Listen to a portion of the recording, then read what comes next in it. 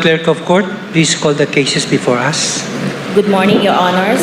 Scheduled for today's oral arguments are the consolidated petitions in GR number 271059, Representative Edsel C. Lagman et al. Versus the Congress of the Philippines et al. GR number 271347, Aquilino Coco Pimentel III and Pantaleon Bebot Alvarez versus Lucas P. Bersamin in his capacity as Executive Secretary et al. GR number E-02472, Filipinos for Peace, Justice, and Progress Movement Incorporated, or FPJPM, as represented by its President and Chairperson, Joseph Cadsawan, and Chapter Officer, Gloria Puson, versus House of Representatives et al. And GR number E-04036, Edgar Erice and Laila de Lima versus the Senate of the Philippines et al. Thank you, Your Honor. Appearances, please. For petitioners Lagman et al., Attorney Lorenzo Artañaga, and Attorney Barameda.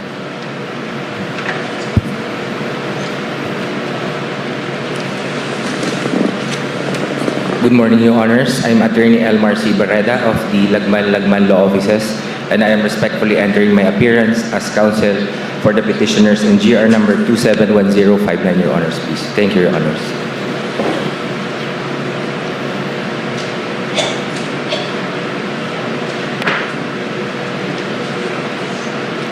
Good morning, Your Honor.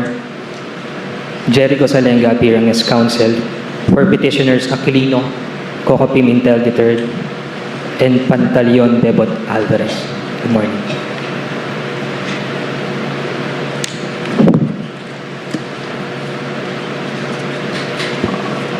Good morning, Your Honors. I'm Attorney Joseph Lemel Balgod Bakiran, respectfully appearing as counsel for petitioners FPJPM with Attorney Relene Aureliano, Your Honor.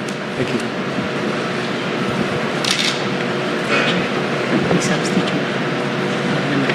Good morning, Your Honors. Attorney Relene Aureliano for petitioner FPJPM. You filed the manifestation. You request to file. Chief Justice Alexander Esmundo, Senior Associate Justice Marvic MVF Leon, and Honorable Associate Justices of the Supreme Court, good morning. I'm Attorney Vopetro Angie Peña, counsel for petitioners Edgar Erice and Laila de Lima.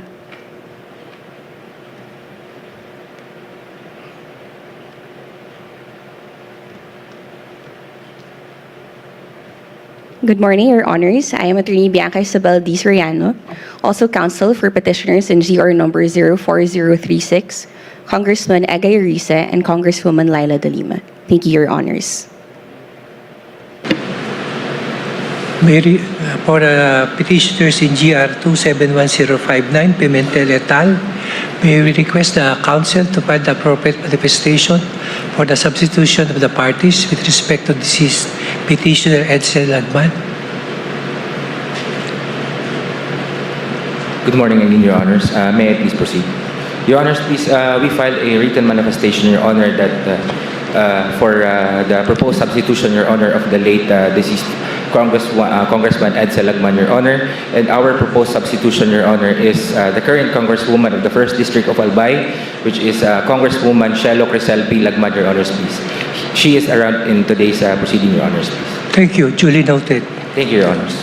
Appearance for the respondents, please. Good morning, Your Honors. The Office of the Solicitor General respectfully enters its appearance on behalf of the respondents in these consolidated petitions. I am Solicitor General Darlene Marie B. Berberabe.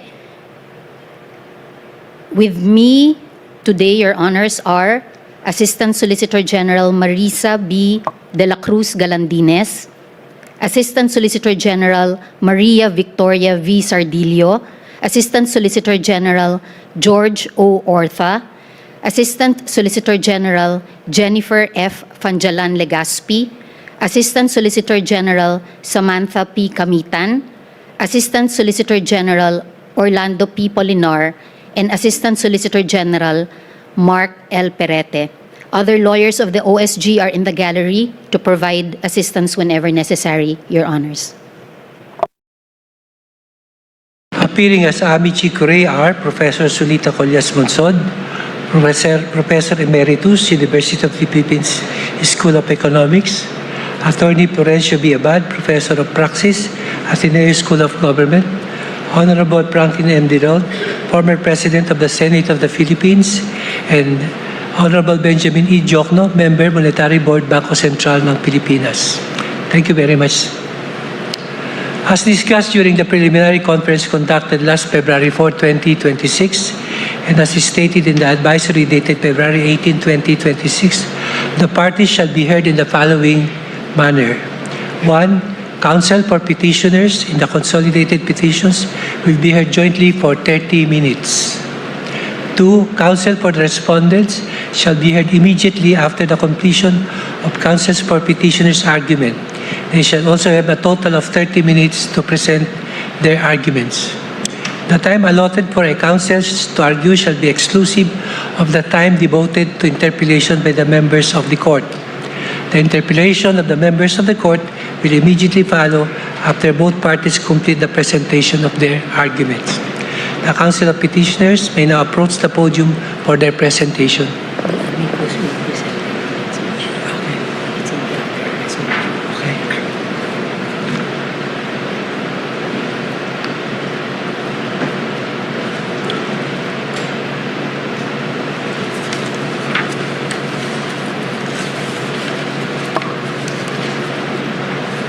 The Honorable Chief Justice, Senior Associate Justice, and the Associate Justices of the Supreme Court, good day.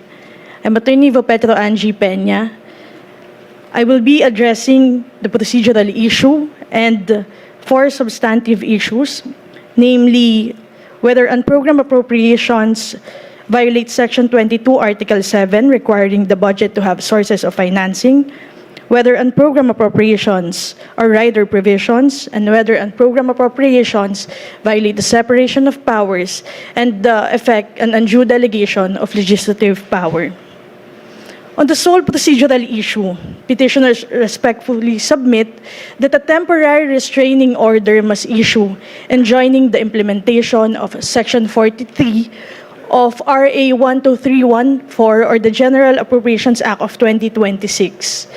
Petitioners possess a clear and unmistakable right as citizen taxpayers to ensure that public funds are appropriated and disbursed strictly in accordance with the Constitution.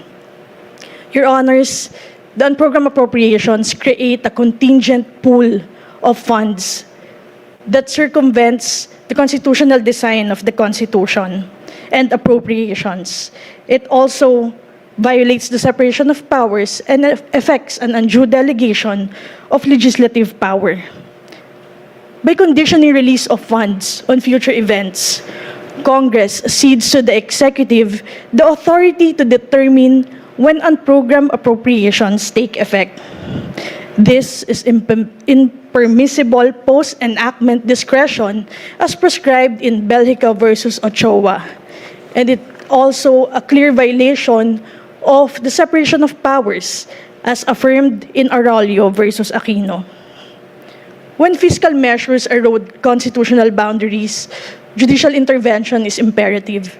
This court in Belgica enjoined the release of PDAF funds to prevent unconstitutional disbursement. This court as well in Pimentel issued a TRO against the transfer of PhilHealth funds and the implementation of constitutional rider in Special Provision 1D under unprogrammed appropriations.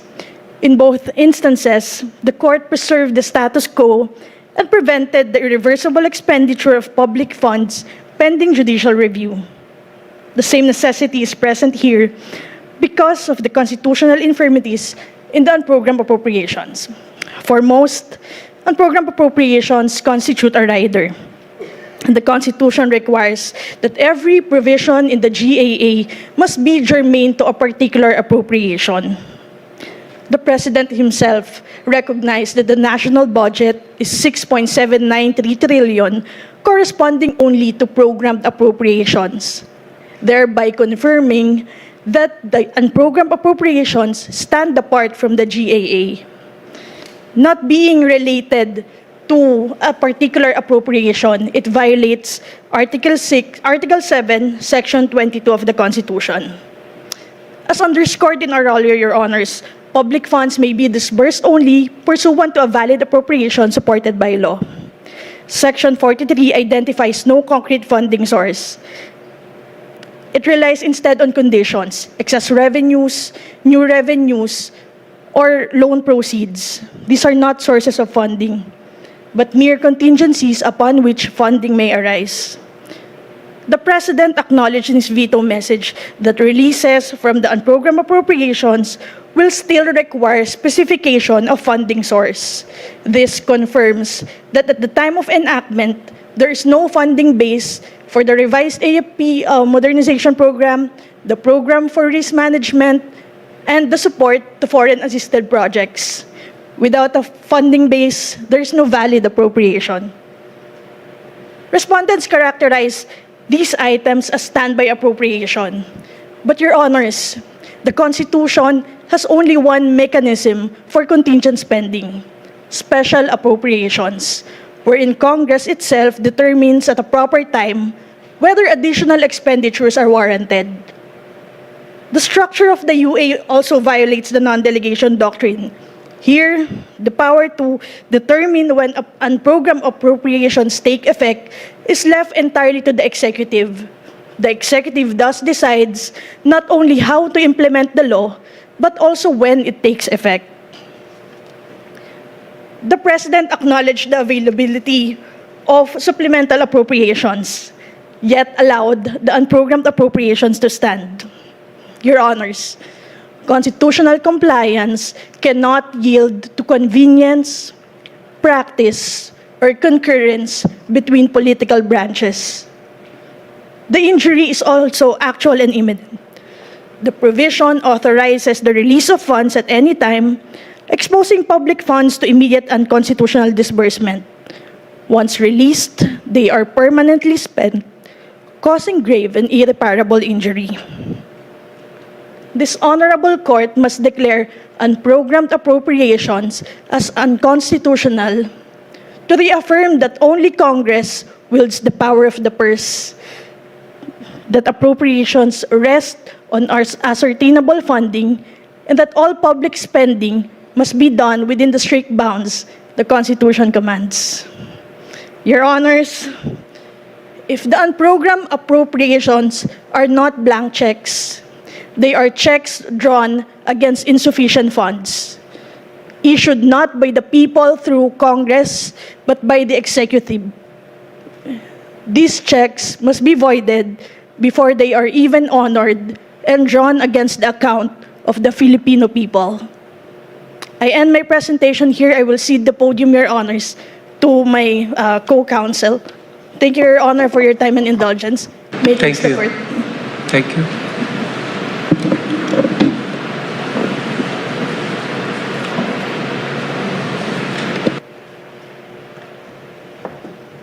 I have a presentation, Your Honor. Just a short one.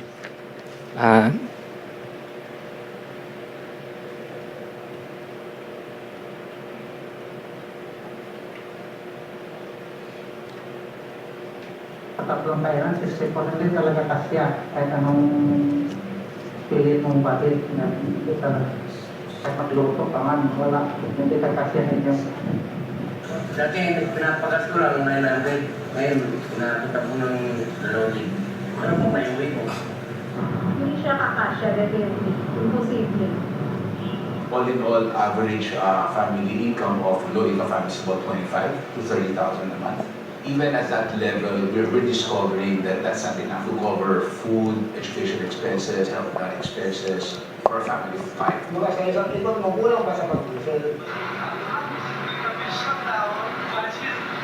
Hindi hindi pa tumatas yung sahod. Wala na, binabudget na lang namin. Kunti na lang, bibili para makaraos lang. Magtipid na lang, hindi na tayo makain. May limit ang bawat pamilya. Dapat kongreso, ganun din sana. Notice, when we use colloquially budget, it means negative. When our supposed representatives use it, it adds. And at whose expense? I asked the court to picture an ordinary Filipino family at their kitchen table. At night, a father places his day's wages on the table, and a mother opens a worn notebook to carefully divide what little they have: rice, tuition, medicine, transportation. Every peso is assigned. Every choice has a consequence. For that family, the budget is a hard limit, not predicted. When money runs out, spending stops. Multiply that limit to the rest of Filipinos, and you have the discipline of a nation. Last time I checked, this nation is a representative democracy. Why then are our representatives doing everything in their power to not represent that discipline? In Republic Act number 11975, the 2024 General Appropriations Act, that discipline was set aside. Instead of a fixed and accountable budget, what was created is a system where spending may expand, shift, and be triggered after the law has already been enacted, without the full safeguards required by the Constitution. At the core of this case are three questions. First, whether program appropriations violate Section 25(4) of Article 6. Second, whether Congress may increase these appropriations beyond what the President proposed. And third, whether Congress may enact new programs, activities, and projects. These questions may appear technical, but they all point to a single principle. The Constitution requires discipline, clarity, accountability in the use of public funds. On the first issue, Section 25(4) of the Constitution requires that any special appropriations bill state the purpose and be supported by funds actually available as certified by the National Treasurer or be matched with a corresponding revenue proposal. These are not mere technicalities. They are safeguards designed to prevent abuse and to ensure that the government cannot simply move money around at will. However, program appropriations do not comply with these requirements. They become usable only later when certain conditions are met, are not funded at the time the law is passed, and in relation to Section 25(5), do not depend on savings. In the 2024 GAA, these conditions were even expanded to include, among others, the use of government-owned or controlled corporations' fund balances. This means that spending authority can arise after the budget has already been approved. That is not transfer of funds within constitutional limits. It is in substance the creation of a new appropriation after the enactment. When spending authority exists without savings, without definite appropriation at the outset, and without safeguards required by the Constitution, Section 25(4) is not being followed. It is being bypassed. On the second issue, the Constitution is equally clear. Congress may not increase the appropriations recommended by the President. This rule ensures fiscal discipline by requiring that the national budget be anchored on the executive's projections of revenues and expenditures. The President's proposal reflects a coherent fiscal plan based on actual economic realities. Yet in this case, Congress expanded unprogrammed appropriations far beyond what was recommended. What was originally limited to 8 purposes was enacted to 51 purposes, transforming a narrow standby mechanism into a broad and flexible source of spending authority. Even if the total figures may appear similar at first glance, the Constitution is not concerned only with arithmetic totals, but with the power those figures represent. By expanding the purposes, the triggers, and the flexibility of these appropriations, Congress effectively increased the government's authority to spend.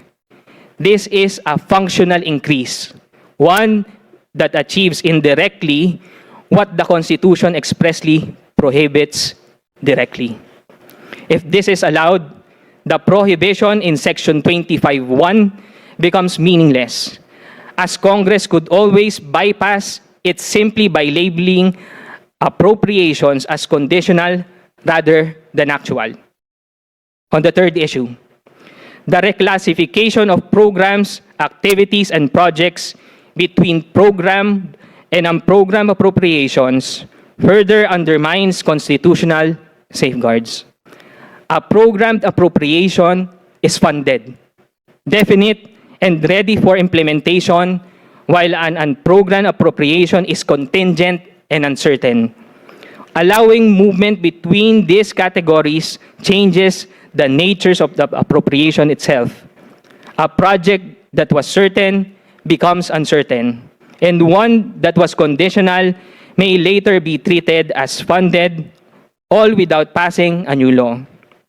This is not merely an administrative adjustment. It is in effect a rewriting of the budget after it has already been approved.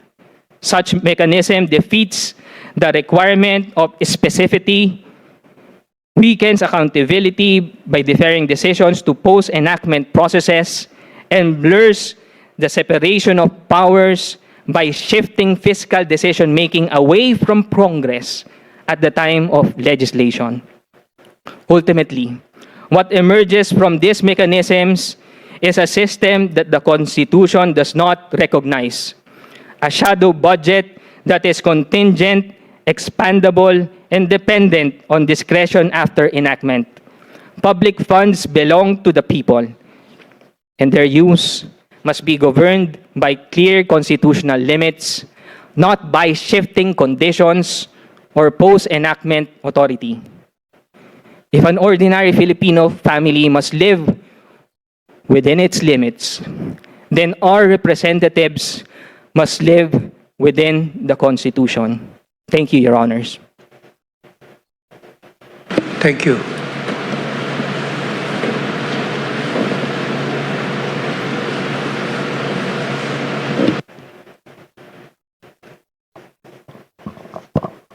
May it please the court. I'm Attorney Joseph Lemel Bakiran, Your Honor, respectfully appearing as counsel for petitioner FPJPM. For the petitioner's FPJPM, Your Honor, we are assigned 2 topics. That is, whether the legislative branch may validly increase the amount of special accounts in the general fund recommended by the executive branch.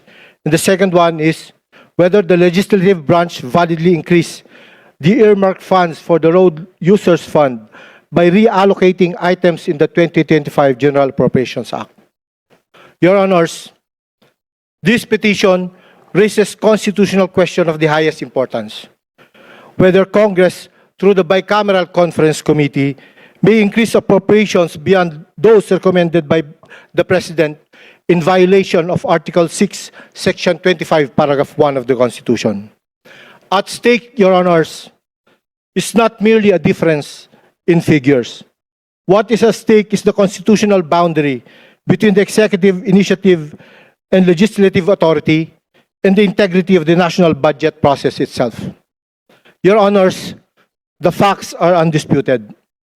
The President submitted the 2025 National Expenditure Program with a total expenditure level of 6.352 trillion, including 27.352 billion in special accounts in the General Fund.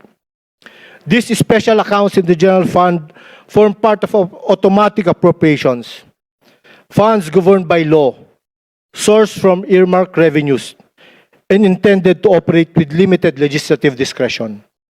Among these is the Special Road Fund, sourced from motor vehicles users charged under Republic Act 8794, as amended, strictly tied to actual collections and specific statutory issues.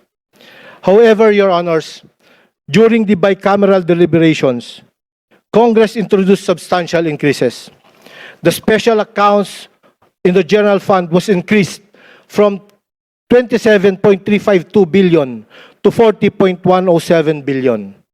The Special Road Fund was increased from 16.756 billion to a staggering 34.748 billion, or an amount of 17.992 billion, Your Honors. These are not minor adjustments. These are structural expansion of the budget. This brings us to the first issue, whether Congress may increase appropriations beyond the President's proposal. The Constitution is unequivocal. Article 6, Section 25(1) expressly prohibits Congress from increasing the appropriations recommended by the President. Congress may reduce, may realign, or modify, but it may not increase. Yet here, Your Honors, the Bicameral Conference Committee did precisely what the Constitution forbids. By increasing the special accounts in the General Fund, an automatic appropriation, Congress expanded the total expenditure program beyond the President's proposed ceiling. This is not amendment. This is unconstitutional expansion. The violation becomes more pronounced when the nature of these funds is considered. Special accounts in the General Fund are not ordinary appropriations. They are funded by earmarked revenues. They are governed by specific statutes. And they are automatically appropriated based on available income. In short, they are revenue-bound and self-executing. Yet Congress increased these funds without any corresponding increase in earmarked revenues. This breaks a fundamental rule that special funds may only be spent to the extent of what is actually collected or authorized by law. This leads to the second issue, whether Congress gravely abused its discretion in increasing the Special Road Fund beyond its lawful limits. The Special Road Fund is clear in both law and structure. It is funded exclusively by the motor vehicles users charge and may only be programmed within actual or projected collections. But here, Your Honors, the additional 17.992 billion did not come from the motor vehicle users' collections. It came from pooled funds and general budgetary sources. Your Honors, this is constitutionally untenable. Because once a fund is detached from its earmarked source, it ceases to be a special fund. It becomes an unauthorized appropriation merely labeled as one. Taken together, these acts reveal a clear pattern of unconstitutional overreach. First, by increasing appropriations beyond the President's proposal, and second, by detaching special funds from the statutory revenue sources. Both acts produce the same result, an unauthorized expansion of the national budget. Your Honors, this case is not about policy. It is not about whether these expenditures are beneficial. It is about whether constitutional limits still bind the political branches. And if these actions are allowed to stand, Your Honors, then the prohibition in Article 6, Section 25(1) becomes illusory.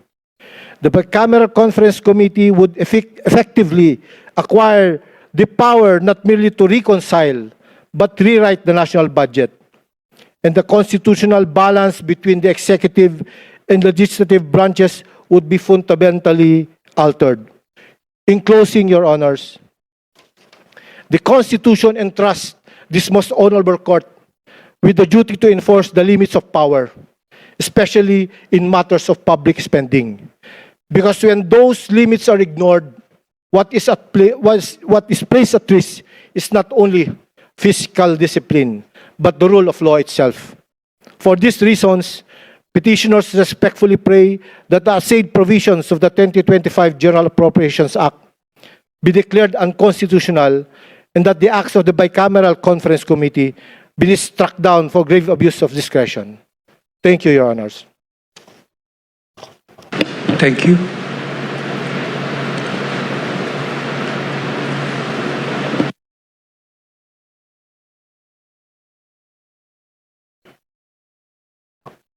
The Honorable Justices of the Supreme Court, good morning, Your Honors. I am Attorney Elmar Barreda, and this representation, Your Honors, please will argue on the following substantive issues, Your Honor, please. Number one, whether the legislative branch may validly increase any appropriation recommended by the executive branch. Number two, whether the legislative branch may validly move programs, activities, or projects, PAPs, from the program appropriations to unprogrammed appropriations and vice versa. Third, whether the Congress may make new PAPs not found in the National Expenditure Program. Your Honors, please let me proceed. It is argued that the legislative branch may validly increase any appropriation recommended by the executive branch, may not validly increase any appropriation recommended by the executive branch. To support these arguments, Your Honor, the law prohibiting the legislative branch from increasing any appropriation recommended by the executive branch is Section 25, subsection 1 of Article 6 of the 1987 Constitution, unequivocally stating that the Congress may not increase the appropriations recommended by the President for the operation of the government as specified in the budget. The form, content, and manner of preparation of the budget shall be prescribed by law. Section 25, subsection 1 of Article 6 of the 1987 Constitution is a limitation imposed upon the Congress not to increase the appropriations recommended by the President for the operation of the government as specified in the budget. The text of the petition in GR number 271059 as formulated by the petitioners Edsel Silagman and Mujib S. Hataman is that this limitation is absolute, where the Congress is without any discretion to increase the President's recommendation in the National Expenditures Program or the NEP. The phrase as specified in the budget in Section 25, subsection 1 of Article 6 of the 1987 Constitution defines the subject appropriations that the legislative branch may not increase. In other words, the ban on the increase applies to any kind of appropriation so long as it is specified in the budget. This point is important because the subject constitutional provision made no mention the collective words program appropriations and unprogrammed appropriations to denote two different kinds of appropriations. One between the two, which is the unprogrammed appropriations, is the subject of the petition in GR number 271059, insofar as the excess amount from the President recommended budget in the NEP.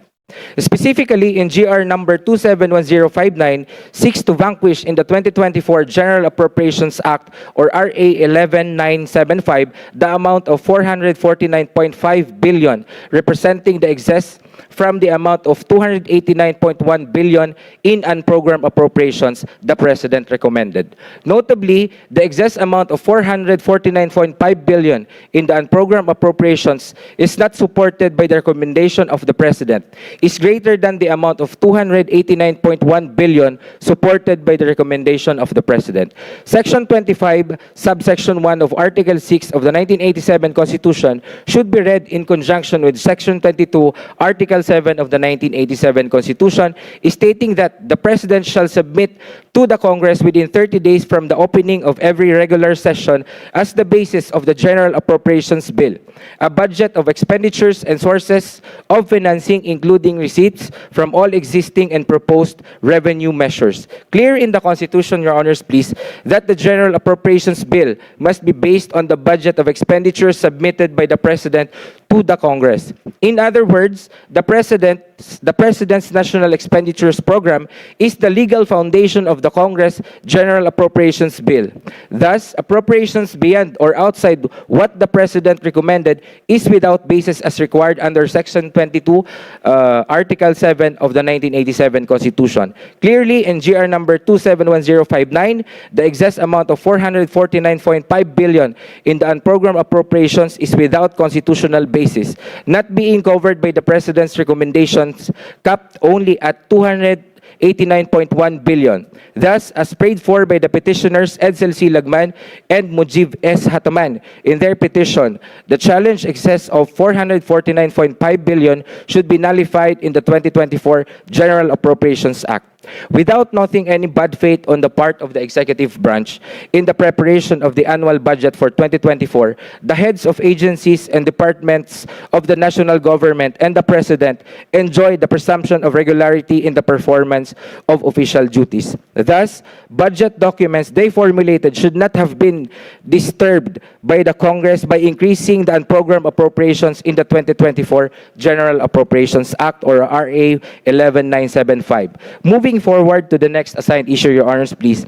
It is argued that the legislative branch may not validly move programs, activities, or projects from program appropriations to unprogrammed appropriations, and vice versa. Notably, when this Honorable Supreme Court promulgated on December 3, 2025, its decision in consolidated GR numbers 274778, 275405, and 276233 in their separate concurring or dissenting opinions, three honorable justices opined about this legal issue as follows. First, the Honorable Senior Associate Justice Marvic Leonen stated that the national budget originates from the executive department. Each department or agency can already determine what the potential expenses are for the coming years, including miscellaneous expenses. Thus, it is already anticipated. It is not right to transfer them to unprogrammed appropriations. Second, Your Honors, please. Honorable Associate Justice Alfredo Benjamin S. Caguiwa stated that in sum, I respectfully submit that moving PAPs from the program to unprogrammed appropriations violate the principle of separation of powers based on the following grounds. First, Congress encroached on the budget preparation phase by arrogating unto itself the function of prioritization of programs for the implementation of the executive vis-a-vis the allocation of available funds. Second, the Congress exceeded its power to appropriate when it increased the total appropriations by inserting new PAPs. Third, Honorable Associate Justice Ramon Paul Hernando stated that unprogrammed appropriations in any form are unconstitutional. It is submitted that the opinions mentioned are the most recent and relevant to support the argument that the legislative branch may not validly move programs, activities, or projects from the program appropriations to unprogrammed appropriations and vice versa. There is no cogent reason that this opinion should not be adopted as well as by this Honorable Supreme Court in the resolution of the legal questions involved in the present petition. Going to the last assigned issue, Your Honor, it is argued that the Congress may not make new PAPs not found in the National Expenditure Program. If the Congress may not increase any appropriations recommended by the executive branch, as the same will have no basis pursuant to Section 25, subsection paragraph 1 of Article 6, in conjunction with Section 22, Article 7 of the 1987 Constitution, as earlier argued. Logically, the Congress may also not make new programs, activities, or projects not found in the National Expenditure Programs because the same will also no legal basis under the same constitutional provision. Likewise, as opined by the Honorable Associate Justice Alfredo Benjamin S. Caguiwa, Congress exceeded its power to appropriate when it increased the total appropriations by inserting new PAPs. In doing so, the Congress committed grave abuse of discretion amounting to lack or excess of jurisdiction, justifying once again the need for this Honorable Supreme Court to exercise its expanded power of judicial review. The worst instance of grave abuse of discretion is a blatant violation of the 1987 Constitution, Your Honors. In closing, Your Honors, please, it is most respectfully implored of this Honorable Supreme Court to grant the petition of Edsel C. Lagman and Mujib S. Hataman to nullify by declaring unconstitutional the excess of 449.5 billion in unprogrammed appropriations in the 2024 General Appropriations Act or RA 11975 in GR number 271059. Thank you very much, Your Honors, please. Thank you. The Solicitor General may proceed to the podium for her presentation.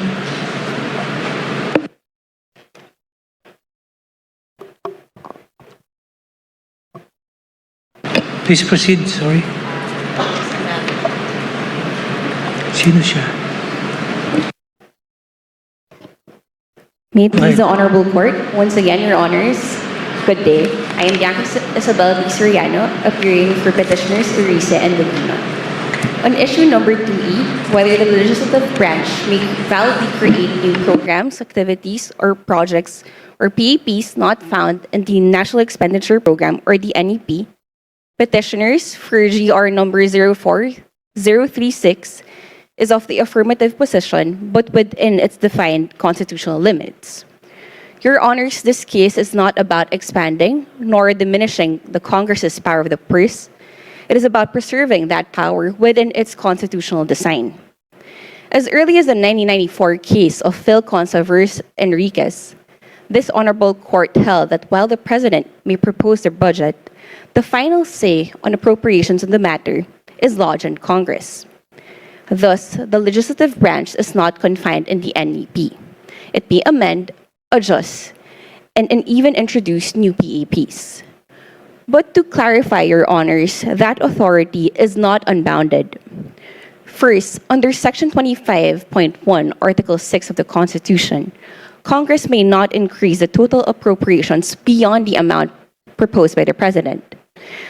The President proposal thus operates as a fiscal ceiling, ensuring discipline in public spending.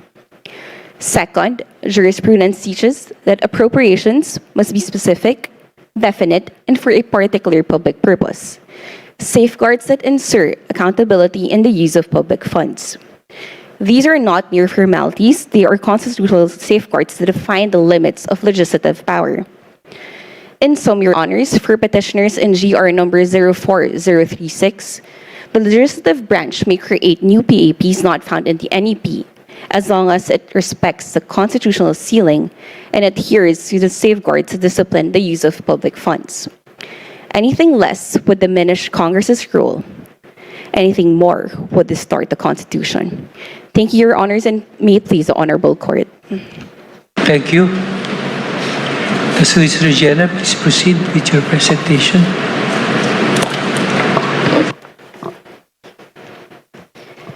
Chief Justice Mundo, Senior Associate Justice Leonen, Associate Justices of the Supreme Court and Bank. I am Solicitor General Darlene Marie B. Berberabe, and with me are the Assistant Solicitors General and Solicitors. Ano ang akma at makatarungang budget? Kung tatanungin ang magsasaka, manggagawa, guro, ang isang ina, marahil ito ang sagot. Isang budget na tumutugon sa kanilang mga pangangailangan, pagkain sa hapag, edukasyon para sa mga anak, maayos na kalsada, ospital na mapapagdalhan ng may sakit, at trabaho para matustusan ang pangangailangan ng pamilya. Ang bawat isang nagbabayad ng buwis ay umaasa na ito ay ilalaan para sa kanila ng tama, maayos at buong katapatan. That is the national budget that each government works towards. And the 1987 Constitution provides the framework to make that happen. It assigns to the executive and the legislature a specific, defined role in the budget process. The Constitution recognizes that a responsive budget requires both the executive's knowledge of government capacity and resources and the legislature's understanding of what the people actually need.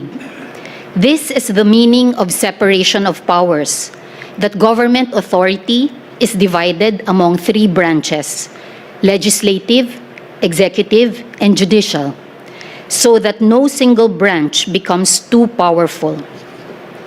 Each branch has its own role, and the Constitution itself prescribes the mechanisms to ensure the balance of power as well as accountability.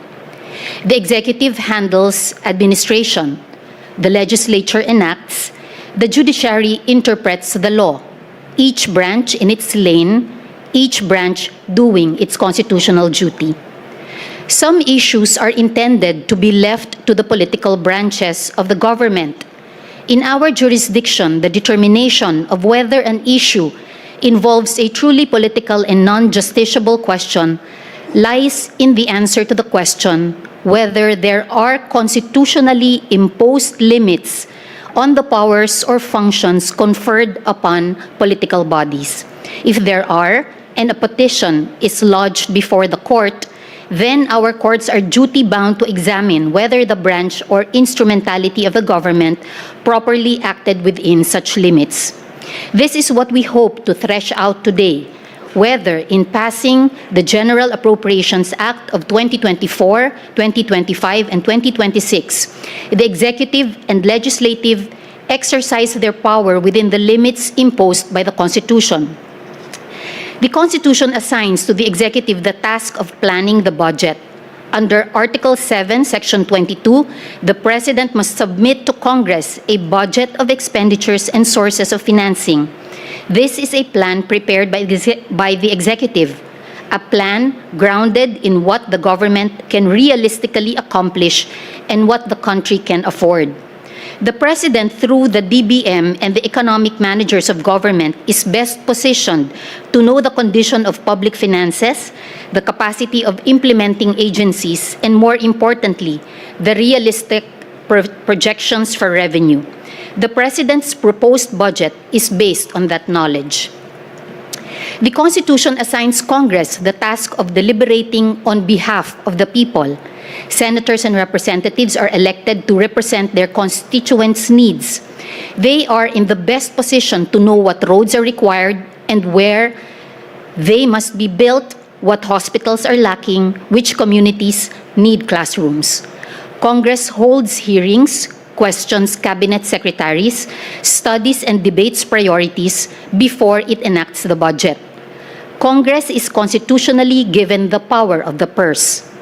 The Constitution assigns this honorable court the task of determining, when properly petitioned, whether Congress and the executive have exercised the power that the Constitution has assigned to each. In exercising this power, the court does not pass upon the wisdom, necessity, or policy choices made by the legislature in enacting the GAA. These are matters within the exclusive domain of Congress. Rather, the court's review is narrowly confined to questions of constitutionality, of whether the constitutional limits have been breached. It may examine whether the GAA complies with constitutional requirements, such as single correspondence rule, the prohibition against riders, the requirement that appropriations be for public purpose. It may also strike down provisions that unduly delegate legislative power or infringe upon the powers of other branches. It is only upon a clear showing of violation of constitutional rules or of grave abuse of discretion by its co-equal branches that the court's power of review is triggered. This is important to preserve institutional independence and mutual respect. In Arroyo versus De Venecia, this court, with its wisdom and disciplined regard for constitutional boundaries, said that in passing upon the validity of legislative acts, the court acts with caution and restraint, for there is always the danger that in the exercise of judicial power, it may be taken as engaging in the usurpation of the power of legislation. The legislative process, including the passage of the GAA, carries the presumption of constitutionality. The enrolled and authenticated bill, signed by the presiding officers of both houses, is evidence of its due enactment. According to Arroyo, in the absence of evidence to the contrary, the court will respect the certification of the presiding officers of both houses that the bill has been duly passed. Kagalang-galang na mga mahistrado, pahintulutan po ninyong mailahad ko ang kaibuturan ng usapin ngayon. Ano ba itong unprogrammed appropriations? Ito ba ay lumalabag sa konstitusyon? May nilabag ba sa konstitusyon ang dalawang sangay ng gobyerno nang ipinasa ang GAA ng 2024, 2025, 2026? Ipinagbabawal ba ng saligang batas ang paghahanda ng listahan ng mga programa na ang pagkukunan ng pondo ay kakaiba sa pondong pagkukunan ng mga programang may prioridad? In their simple form, these are the questions raised against the constitutionality of unprogrammed appropriations. Before addressing the constitutional questions directly, allow me to explain what unprogrammed appropriations actually are. Petitioners' characterizations of them as blank checks and shadow budgets are politically agitating, however, they are incorrect. Let me use an analogy. Kapag nagpaplano ang isang pamilya ng kanilang budget, sila ay nagkikwenta kung magkano ang pondo ng pamilya, magkano ang kinikita ni nanay, ni tatay, at lahat ng pagkukunan ng pera ng buong mag-anak. Pagkatapos, maglilista, ano-ano ba ang pagkakagastahan? Bahay, pagkain, pamasahe. Pagkatapos nito ay ililista rin magkano ang bawat isang pagkakagastusan. So may dalawang kategorya sa budget ng pamilya. Una, ang mga pangunahing pangangailangan ay dapat mapaglaanan ng pera.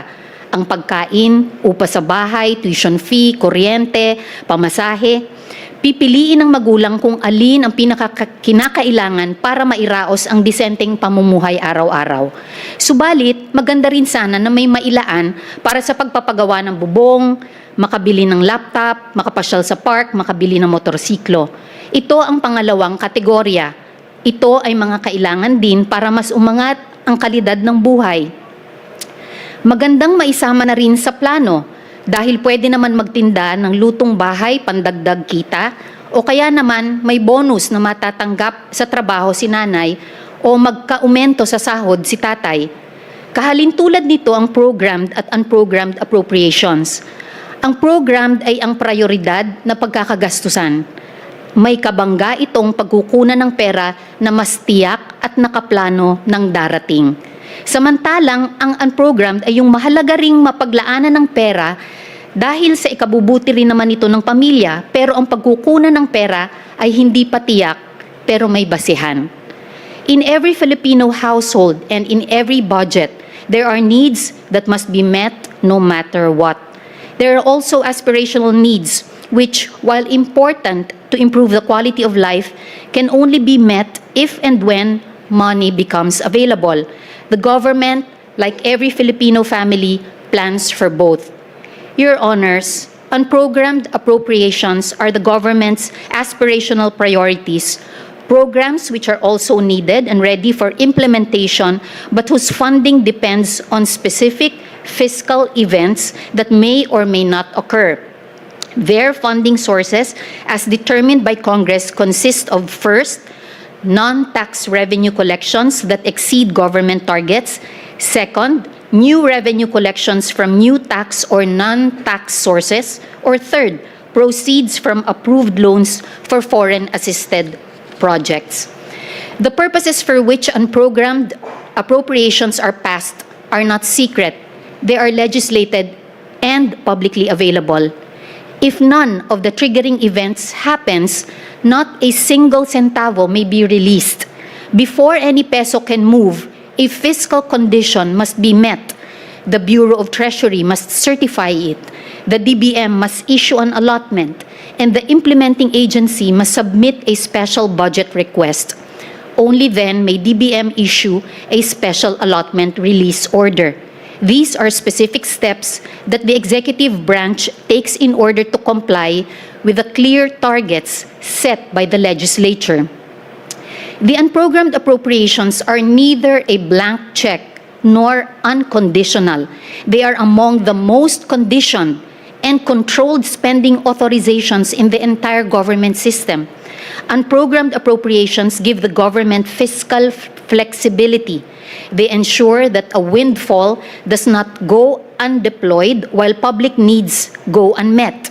without requiring anew a full deliberative cycle of a special appropriations bill which duplicates effort and takes time to pass.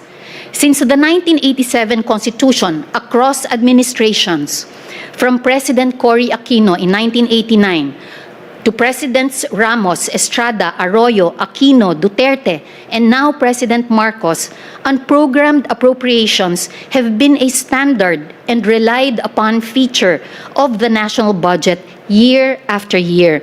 This long history manifests consistent, contemporaneous constitutional construction by the court's co-equal branches, which should not be taken lightly. As this court aptly stated in KMU versus Aquino, a parameter of judicial review is determining who can read the Constitution. Interpreting its text has never been within the exclusive power or province of the courts. Other branches of government are equally able to provide their own interpretation of the provisions of our organic law, especially on the powers conferred by the Constitution and those delegated by Congress. More importantly, the constitutionality of unprogrammed appropriations has already been ruled upon by the Honorable Court. In Araulio versus Aquino in 2014, the court recognized unprogrammed funds as a legitimate source of government financing, subject to their specific trigger conditions, and applied those conditions in assessing the legality of disbursements under the Disbursement Acceleration Program. And in Belgica versus Executive Secretary in 2019, the court ruled explicitly and categorically the appropriation for the unprogrammed fund is constitutional. It has a clearly discernible singular appropriation purpose. It complies with the rule on singular correspondence. It is not a prohibited lump sum fund. It does not constitute an unconstitutional post-enactment legislative intrusion. The petitioners ask this court to overrule Belgica 2019, but they have not presented a single compelling reason, whether factual or doctrinal, in support of their challenge. Without having discharged their burden, petitioners' constitutional challenge should not be allowed to stand. Mr. Chief Justice, honorable members of the court, allow me at this point to directly address some constitutional questions as identified by the court's advisory. First, do unprogrammed appropriations violate Section 22, Article 7 of the Constitution? The answer is no. Article 7, Section 22 requires the President to submit a budget of expenditures and sources of financing, including receipts from existing and proposed revenue measures. The President did precisely that. The ERISE petition argues that the sources must be actually existing at the time of the submission of the proposed budget by the President and when the GAA is enacted. But Section 22 does not require this. What it requires is for the budget to be based on existing and proposed revenue measures, meaning the revenue sources must be identifiable and real, not speculative. A budget based on revenue programs is fully consistent with Section 22's mandate. Second, do unprogrammed appropriations violate Section 25 for Article 6? The answer is no. By its express terms, Section 25, Number 4, Article 6 of the 1987 Constitution merely applies to special appropriations bill, not to general appropriations bills. It requires that a special appropriations bill be accompanied either by 1, a certification of availability of funds issued by the National Treasurer, or 2, a corresponding revenue proposal where funding is not yet available. Unprogrammed appropriations, however, form part of the GAB. Accordingly, Section 25, Number 4, Article 6 of the 1987 Constitution does not govern their inclusion in the GAA. Third, are unprogrammed appropriations rider provisions that violate Section 25, Number 2, Article 6? Again, the answer is no. Unprogrammed appropriations are not foreign to the GAA's purpose.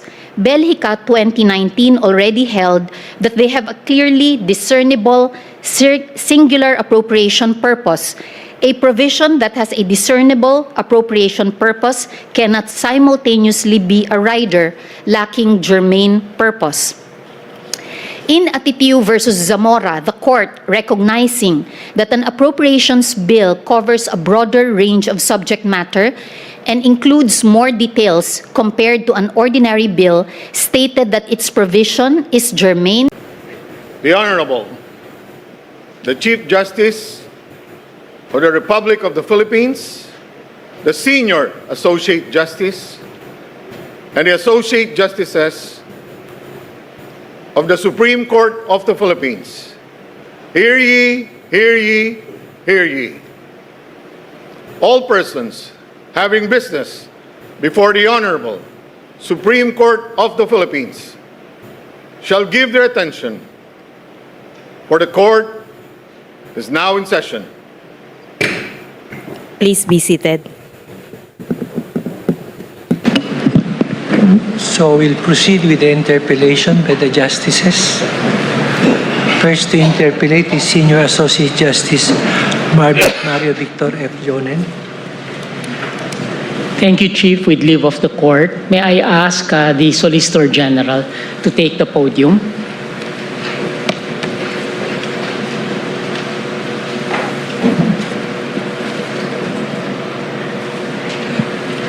Thank you, Madam Solicitor General. I hope that you had a good lunch.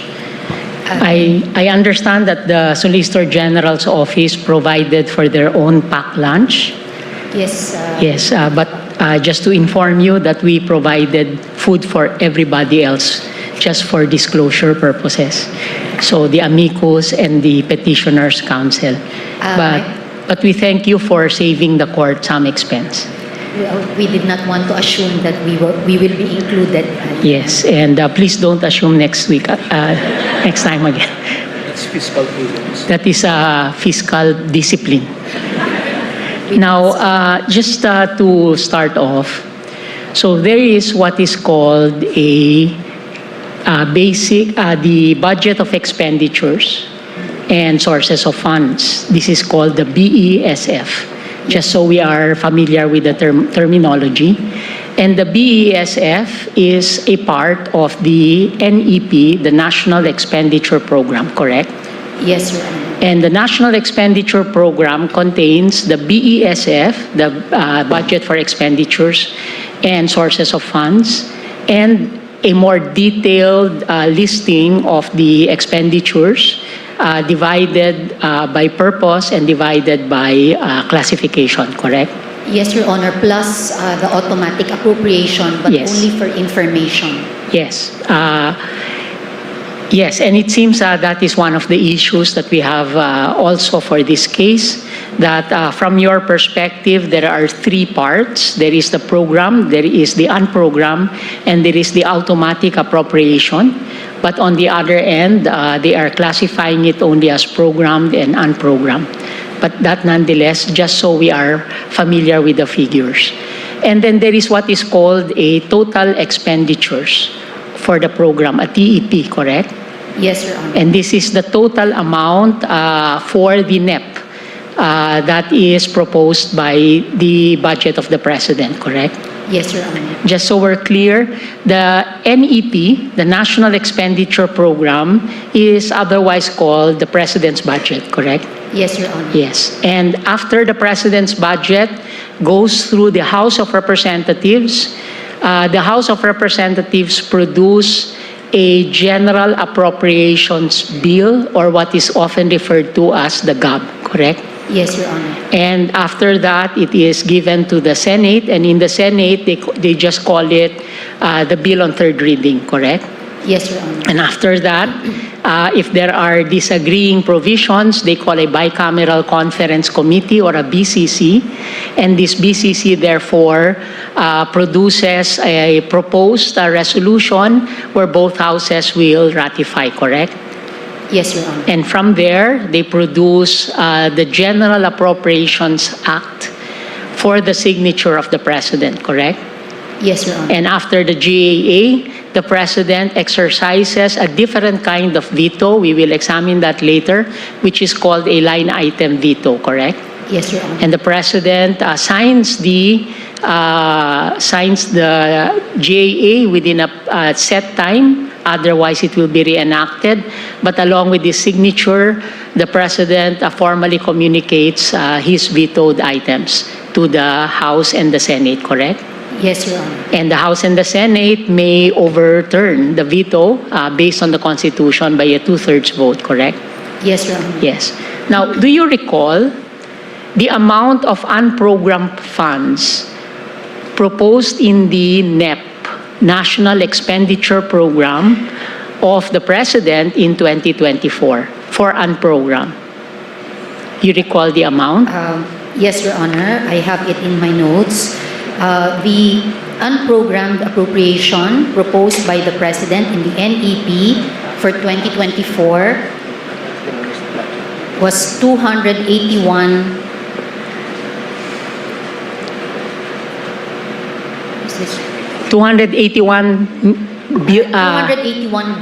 billion 908 million 056, correct? Correct, Your Honor. Yes.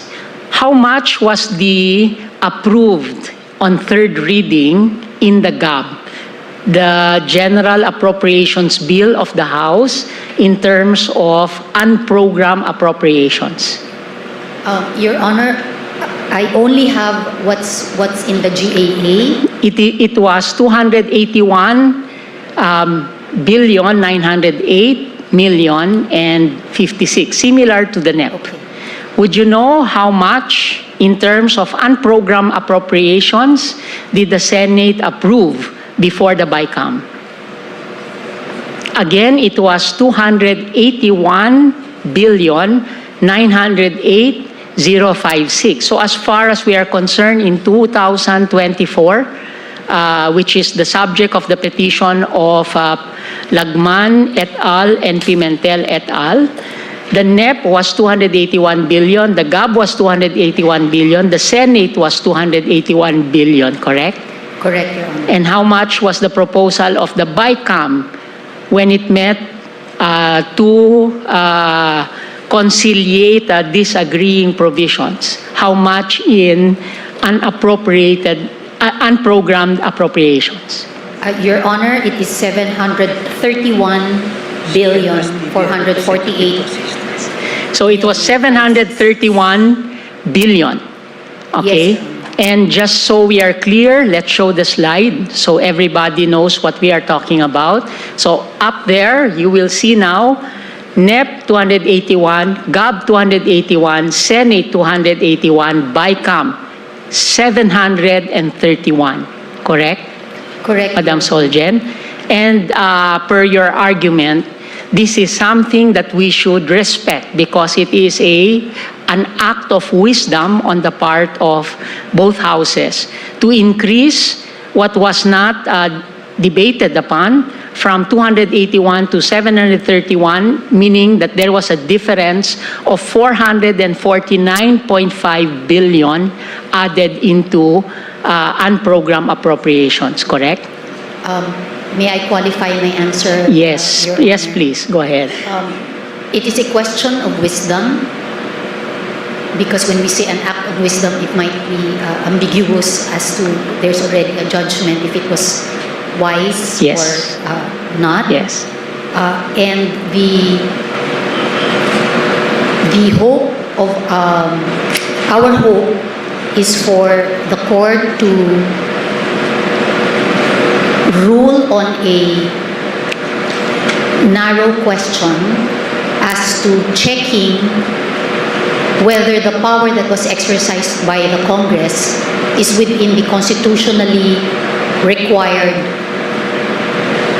constitutional requirements or if it was within the limitations that are provided by the Constitution, Your Honor. Okay, I will take that for now. In terms of total expenditures under the NEP, the National Expenditure Program of the President in 2024, would you recall how much it was? It was 4,301,676,000,000 and some thousands of pesos, correct? In my notes, Your Honor, it is the total expenditure program is 5.7 For the NEP, billion. under the NEP, For the 2024. for the NEP, It was 4.3, correct? At any point, Solgen, if the DBM representative is here, the chief has reminded me that you may consult with the Department of Budget and Management if they are here. there are representatives of the DBM Here. That's good to know because we might ask for an increase in the budget of the judiciary also. But that nonetheless, so it was 4.3, and in 2024, the total GAA expenditure was 4.7. Again, I put up the slides. Correct me if I am wrong. In 2024, the NEP was 4.3, the GAA was 4.7. So in terms of the total, it was increased. And the NEP, correct me if I'm wrong, Madam Solgen, the NEP contained both program and unprogram, correct? The National Expenditure Program or the President's budget already contained a proposal for unprogram, correct? Yes, Your Honor. So the NEP is both program, automatic, and unprogrammed, correct? Yes, Your Honor. But in 2026, which is also a budget in issue today, this is the petition of Congressman Erice, who was here, and Congressman De Lima. The NEP was 4.6 billion, correct? For 2026, I put it up there. But what was actually approved by the houses, by both houses, and the President was lower. It was 4.646, with a corresponding decrease also in the unprogrammed appropriation, correct? yes, Your Honor. Yes, okay. So that we know what we're talking about, in 2024, we will start to put up now the additions in the unprogrammed fund that was included after not the third readings of the houses, both the House and the Senate, but after the BICAM. So the first slide will show you, let's put up the slide, Panay Guimaras Island Bridges Project, 3 billion. Universal access to quality tertiary education, 7 billion.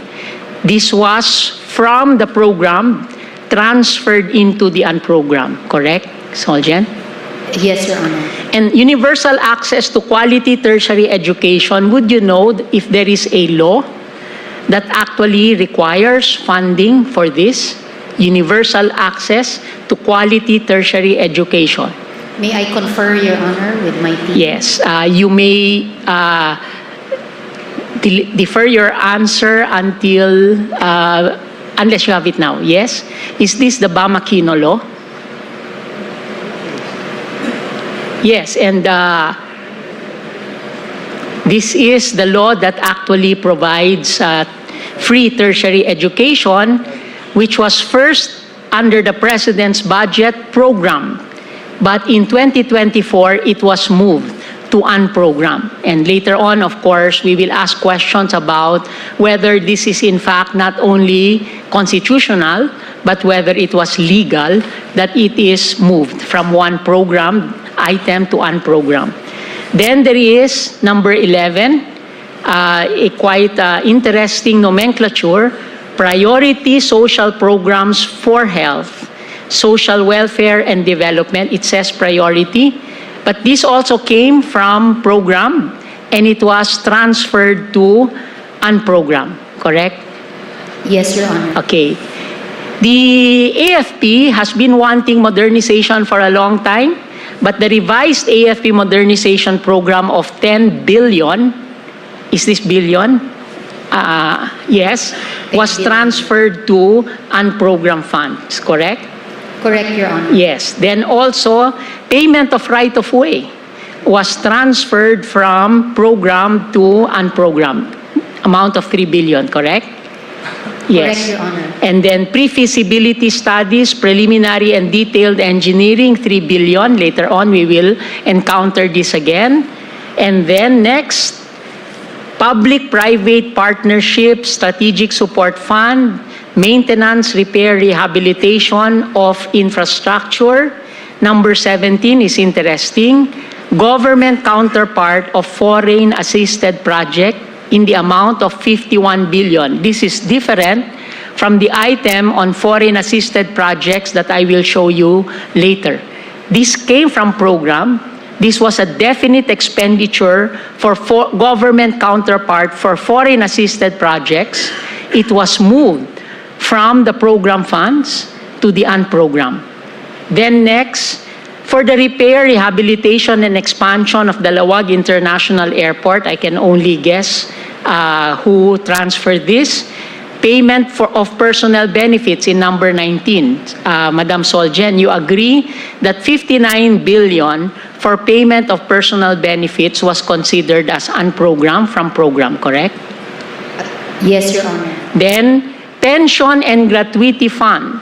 This means that the retirement fund of a lot of our government employees, and I can only guess perhaps a portion of this, some of our judiciary personnel not covered by our existing law, 40 billion, 250 also to the unprogrammed, correct? Yes, Your Honor.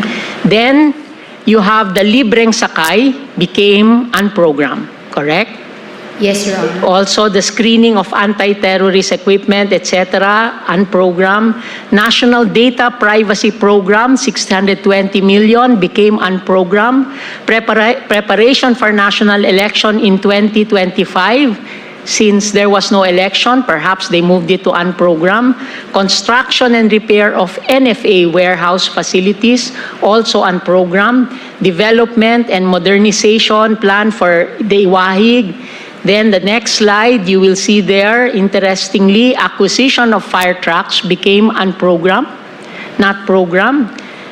Then digital agriculture project also became unprogrammed. Then the next slide, aquaculture, fisheries, Marawi siege victims compensation program. This is the long-awaited compensation to the victims of Marawi. From program, it was transferred to unprogrammed. Supplementary feeding program, I think this was for younger kids that were indigents. Then, next slide, the creation of lawyer positions in the PAO became unprogrammed. Perhaps lawyers are not that important anyway. And then we have finally the last one, number 50, OWA Welfare Services. This is the office that produces support for OFWs, was also moved to the unprogrammed funds. This was in 2024. Oh, and total, at the end, there is local government support fund. In the amount of 5 billion was moved from program to unprogrammed. We will ask you later what this is, what this item is all about, or perhaps some of my colleagues will be able to ask you if I cannot. And the total in terms of additions to unprogrammed was 303 billion, correct? Correct, Your Honor. But this was not all. There was an increase in the already set items for unprogrammed. And the first one was mentioned by one of our amici as, and she called it a new pork barrel. I will not go to that extent because that may be a legal terminology, but it is definitely perhaps a lump sum item, which was covered also in the case of Arroyo, Belgica, especially the Belgica of 2013, penned by Justice Ben. So the NEP proposed that the SAGIP program was only 50 billion, but in 2024, this lump sum was increased to 225 billion pesos, correct? Correct, Your Honor. And for support to foreign-assisted projects, maybe they were, as one of our amici was saying, they were predicting that some of the foreign-assisted projects in the pipeline might be approved. It was increased from 117 to 178, correct? Correct, Your Honor. So this is the situation that I think all of us are agreed upon, which is now at issue, because 2024, as shown by our various amici, was the year where there was an extraordinary increase in the amount of unappropriated, unprogrammed funds, not unappropriated, but unprogrammed funds. Okay, now let us proceed. The concept, let's talk about the architecture in our Constitution, because we need to talk about the various provisions in context so everybody understands it. So the Constitution does not give one branch of government what is usually referred to as the power of the purse, because the power of the purse is big, and consistent with the architecture of the Constitution, the contents of that power are distributed among constitutional departments and organs. Do you agree? I agree, Your Honor. And the basic idea behind separation of powers is to prevent tyranny and ultimately to increase accountability, correct? Correct, Your Honor. The separation of powers doctrine assumes that unchecked power tend towards tyranny. So liberty requires institutional restraints within government, assigning functions to distinct organs. The structure expresses a rule of law ideal, which is that governments must proceed in temporarily ordered phases: legislation, administration, adjudication, and accountability, rather than through undifferentiated sovereign will. You agree? I agree, Your Honor. And appropriation and spending funds are critical for governance. You agree? I agree, Your Honor. Appropriation and spending funds is not only because of whim, but it is part of an overall plan of the executive and hopefully with the participation of the legislative. And in our case, as presented by one of the amici, there is actually a Philippine Development Plan, correct?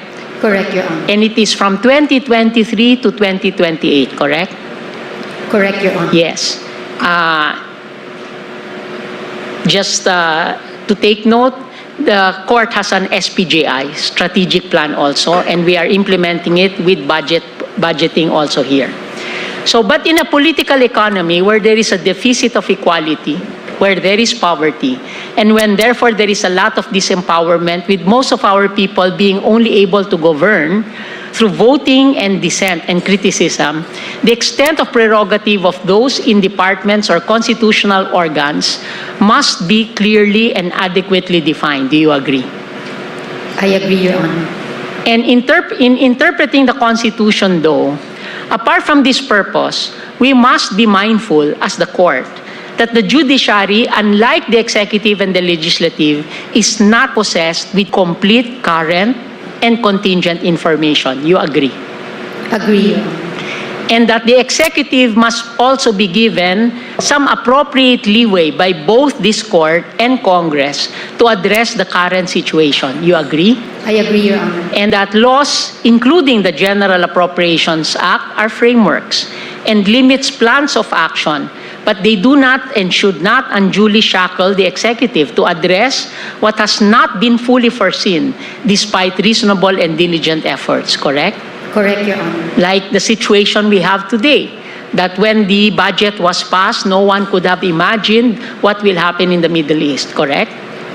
Correct, Your Honor. But I am sure, and we are witness to the fact that both the House and the Senate are currently investigating, holding hearings in aid of legislation to see what they can do to supplement whatever powers are needed by the President to address the current situation. In fact, they passed a law allowing the President to suspend excise taxes, correct?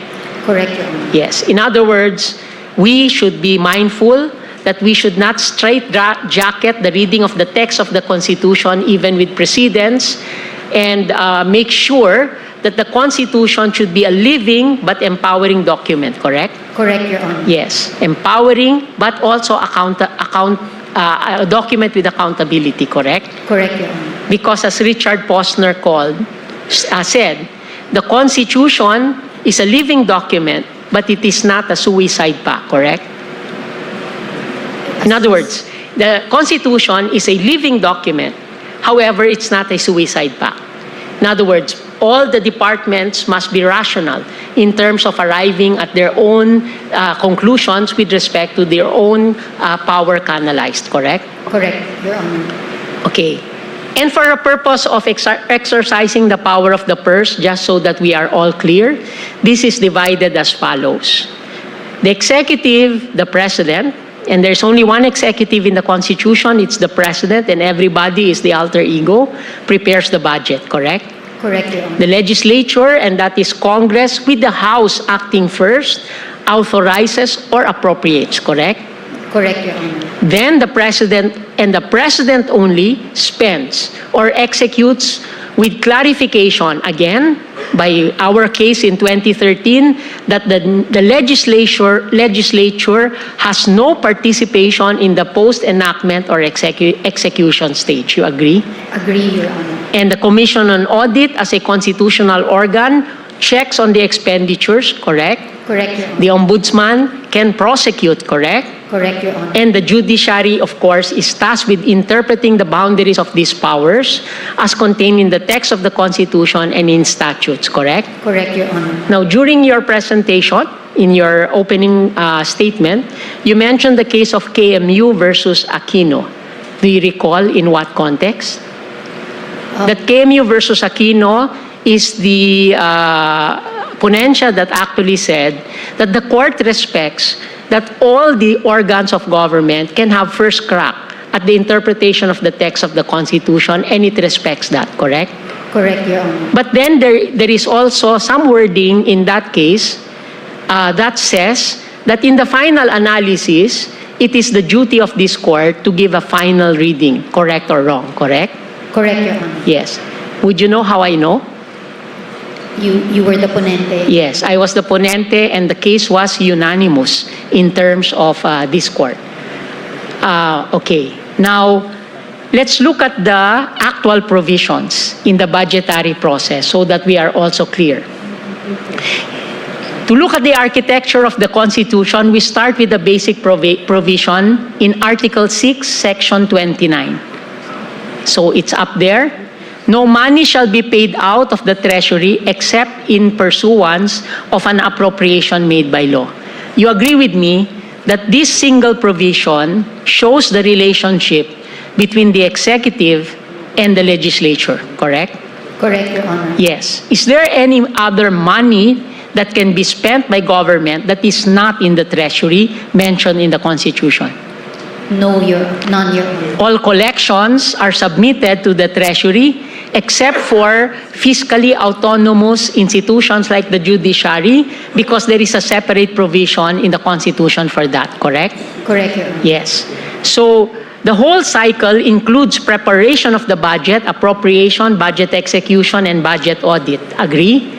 I agree, Your Honor. The issues we now face are generally about that stage of authorization or appropriation, correct?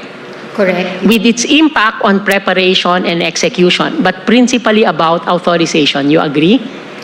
I agree, Your Honor. So, in terms of preparation, the provision, the basic provision on the part of the executive is Article 7, Section 22, which states that the President shall submit to the Congress within 30 days as basis for the General Appropriations Bill a budget of expenditures and sources of financing, correct? Correct, Your Honor. Yes.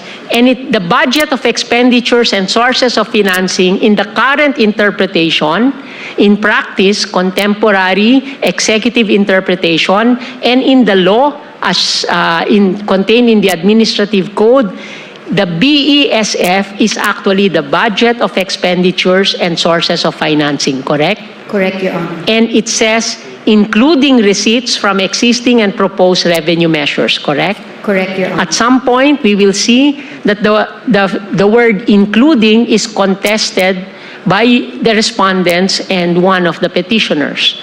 But it's very clear here that the President only submits one budget, correct? Correct, Your Honor. Because it says a budget of expenditures and sources of financing. We will relate this later to Section 25, subparagraph 1, in relation to the increases in the budget of the President, correct? Correct, Your Honor. Yes, and the budget contains, you agree with me, sources of financing, correct? Correct, Your Honor. Yes. Now, parenthetically, here. Does this provision allow deficits? In other words, is there anything in our Constitution that says that our budget must always be a balanced budget? None, Your Honor. Madam Soljan, just to be clear, what is a balanced budget? A balanced budget, Your Honor, is you have expenditures, and the expenditures will have to be supported by the sources of financing. Yes. So, would you say, so this allows for this statement, and the Constitution allows that the President actually tells Congress, we are going to have a deficit, correct? Based on the projected revenues as well as the expenditures, that we will have deficits, correct?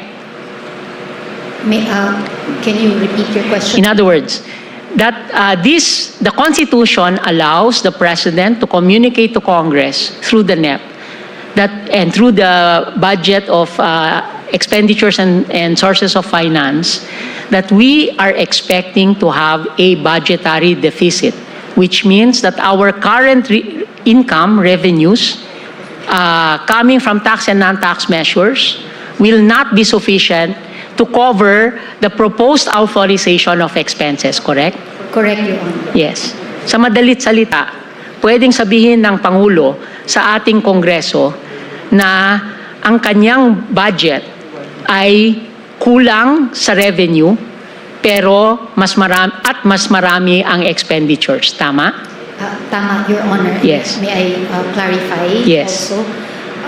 In our briefings by the DBM, what we understand is that even the deficit spending is being planned, and part of Yes. there is a deficit framework. Yes. Globally, there could be a target level which is accepted as an acceptable level, and it will depend on our executive branch Yes. as to what that level is. Actually, later, we will go into a bit of the economics just to make sure that people know that this is legitimate to have a deficit financing. I will not go into it with you. I will go into it with some of my former professors. And I do so with a lot of trepidation because I did get a high grade in basic economics from Professor Monsod and also a higher grade in public finance from Professor Dr. Jokno. And I don't know if they can recall those grades now. But in any case, subject to contempt of court, of course. So deficits are there. Mainly, they can be filled in by income. Let us say they did not predict that there was high dividends from one of our government-owned and controlled corporation, non-tax revenue, correct? Correct. Or perhaps a new tax that would be passed by government, correct? Correct. Or a good performance of our economy, therefore increasing the amount that we collect in, let us say, value-added tax because there is more transactions, correct? Correct, Your Honor. So also, it can be filled in by borrowings. Correct. Such as, for instance, when the Monetary Board issues a treasury bill of different maturities depending on their monetary policy. And these are actually borrowings that we have, correct? Correct, Your Honor. And technically speaking, all our currency is in a debt, except that we will not get into that. correct? Thank you, Your Honor. And that it is also possible that we borrow from foreign sources, correct? Correct, Your Honor. And with respect to foreign sources, that is also regulated by the Constitution, more specifically Section 20, which actually says that the only, that we can contract, the President may contract foreign loans only with the prior concurrence of the Monetary Board, correct? Correct, Your Honor. And that the Constitution also says the discretion of the Monetary Board and the President to contract foreign loans can be regulated also by Congress because it says as may be provided by law, correct? Correct, Your Honor. And that at the end of each calendar year, there is a submission to the Congress so that they can monitor our foreign loans and what we have guaranteed. There is a report, correct? Correct. And that the manner of this report can be governed also by law, correct? Correct, Your So there is a check and balance with respect to foreign borrowings, and this was wisely included in our 87 Constitution. It was not in our 35 Constitution by the constitutional commissioners. One of them is actually present in the session hall right now in the person of Commissioner Christian Monsod, correct? Correct. Yes, and I had the privilege of being a research assistant of a constitutional commissioner. I carried the briefcase of one of them at that time, so I know how they thought in a while. Okay, and domestic borrowings. Who authorizes domestic borrowings? If you know, May I confer, Your the Monetary Board for Treasury bills, etc., and others. Okay, now. All these proposed borrowings, should they be indicated in the budget of expenditures and sources of financing? It should be included. Your Honor. So it is there. It is part of the premise of the budget that is given there. They are going to say, the President is going to say in the BESF that there are going to be loans. So in other words, the NEP already contains all the premises for all types of budget, program, unprogram, etc. Correct? Correct, Your Honor. Yes. And now let's look at authorization, just so we're on the same page. One of the main bases and the point of contention is Section 29, well, not really contention, but 29, subparagraph 1 and 3 of Article 6.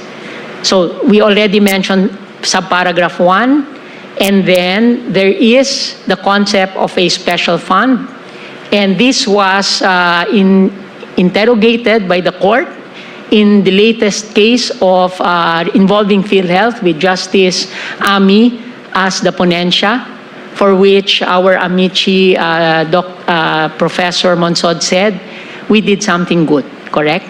Correct, Your Honor. Yes. So there is a special fund to be differentiated from a special appropriations law.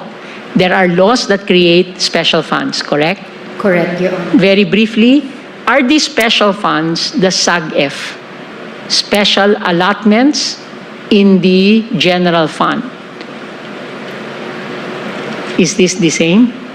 The special fund, if the law that provides for the special fund says that it is automatically appropriated every year, then it goes to a SAGF, it goes to an account. So all special funds are or should be in SAGFs, correct? And not all SAGFs are special funds. Yes, that's correct. Okay. Incidentally, the legislature is also involved in terms of taxation as a revenue source, correct? Correct, Your Honor. So therefore, when the President says that in the BESF that it will request for new revenue sources, it will in fact be signaling to Congress that they will be proposing new taxes, correct? Correct, Your Honor. Yes, and this is covered in Section 28. I will just flash it briefly just so we know. Now, there are limits to what Congress can do with respect to the President's budget, correct? Correct, Your Honor. And let's read and parse the provisions very carefully before we go into further interpellation. So let us look at section 25, subparagraph 1. There are two sentences there. The first one is, Congress may not increase the appropriations recommended by the President for the operation of the government as specified in the budget. Correct? Correct. Very clear. And it says, the appropriations recommended by the President for the operation of government as specified in the budget. Correct? Correct. Now, Madam Solgen, there is another word, the same word budget, that appears in Article 7, the President, correct? That was Section 22, where it said the President shall propose a budget of expenditures and sources of financing, correct? Correct, Your Honor. As part of the NEP, correct? Correct, Your Honor. So therefore, here it is clear that whatever is in the NEP should not be increased by Congress. Your Honor, may I? You will qualify. Yes. Because for you, the unprogrammed funds, no, first, the automatic appropriations are not part of the budget of the President, correct? That's correct, Your Honor. And the unprogrammed funds are also not part of the budget, correct? They are not part of the budget that is, we believe that that is not the part of the budget where the prohibition on increasing the ceiling is applicable. Okay, I'll take that for now, under advisement.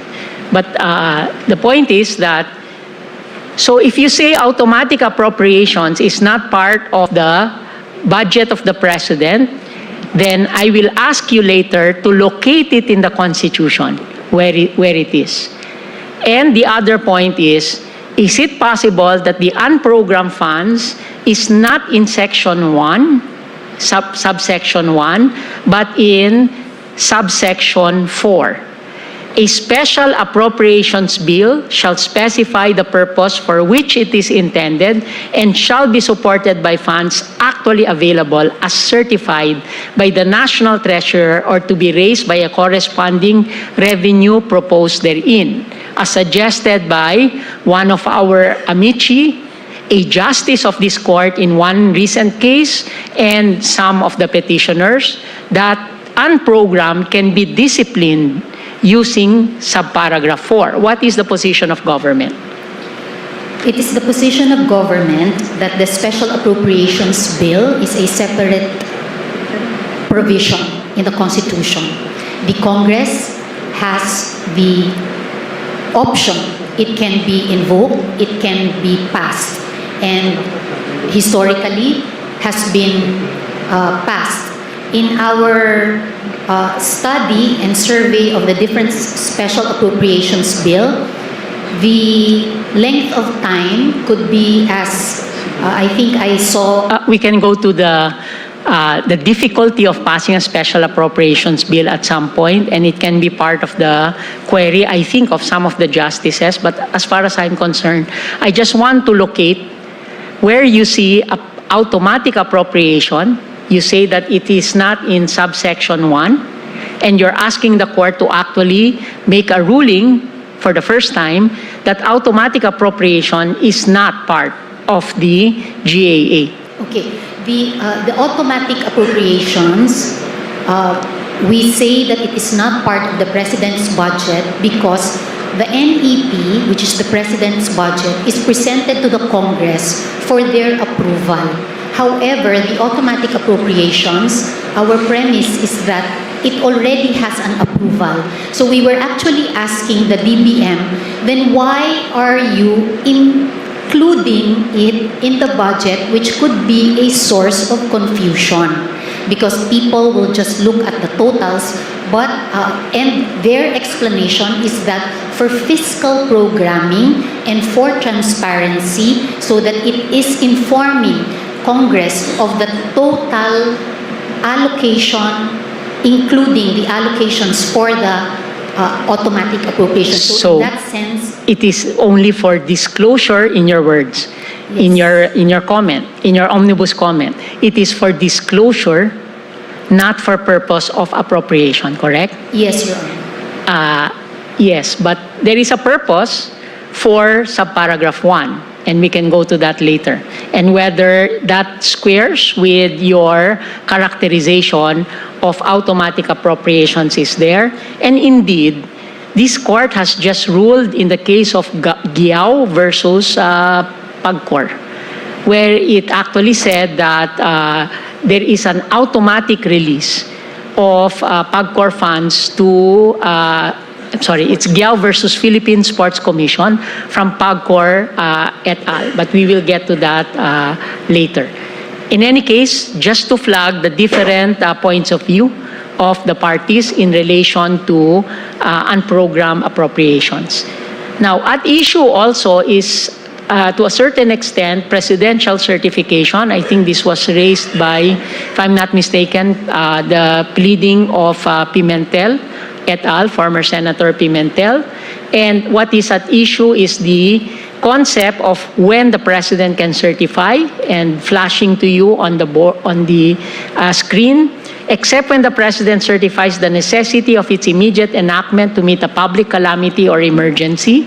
So later on, I will ask you, because of the certification, was it possible to ratify the BCC, the Bicameral Committee Conference report, in just the same day that it was distributed? Okay. Just for our information, how thick is the General Appropriations Act? It is a few feet, no, inches. 3 to 4. Thousands of pages. 4 volumes. Yes, and thousands of pages, correct? Correct. So they will have the NEP with them, and they will also have the GAA with them, and in between, they have the GAB, they have the Senate version, and they have the Bicameral Conference Committee report, the big one, and the small committee report for 2024 and 25, correct? Correct. Yes, so you admit that there was a small committee conference report? Not yet. I have. Just so I am very clear that it is in fact there, that there was a bicameral conference committee report and preceded by a small committee report. I have not seen a small committee report, Okay. Your Honor. Yes, because I asked you and I wanted you to be more deliberate and conscious, just so the transcript will not show that the government has admitted. Okay, now, appropriations is a special kind of law. It is not an ordinary law. This applies to general laws and perhaps also special kinds of law. Appropriations is a special kind of law because first, it originates from the House, Article 6, Section 24.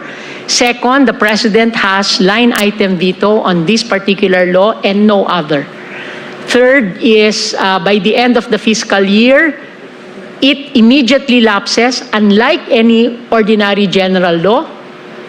It does not immediately lapse, it is reenacted, correct? Correct. Yes, and there is, in fact, a position from one of the petitioners, because of the automatic reenactment, what is always the national emergency involved in passing a law? Just so we're clear that we acknowledge that there is that issue and you had your own response, correct? Correct. Thank you. May I now ask, I will call on you later, may I now ask on our amici, Professor Solita Collas Monsod, and may I ask her to take the podium this time? Because she has called me out that during her presentation, she lost her opportunity to actually face the court and bank because she was sitting down.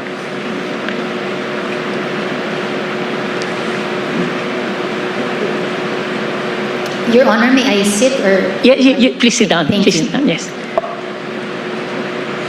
Alan, palitan yung TV. Thank you, Professor. May I just ask a few basic questions, and I hope my questions are correct. The budget for 2024, 2025, and 2026 is based on deficit spending. And our research shows these figures in terms of the deficits in the program. So for the 2024 program, it was 5.6% of the total expenditures. In 2025, it was 5.5, and in 2026, it is 5.3. Would I be accurate to say that this is the rounded off figures? I have in my figures 5.7 in 2024, 5.6 in 2025. Okay, so I stand corrected. No, yes. You may be right. Yes. Professor, my question is, why is there a deficit budget? Why is it economically sensible to have a budgetary deficit? Because the understanding of the ordinary person is you do not spend what you do not have. And therefore, why is it that government produces a deficit? Well, the government budget is a little different from the household budget. The household budget, the family has to stay within its limits.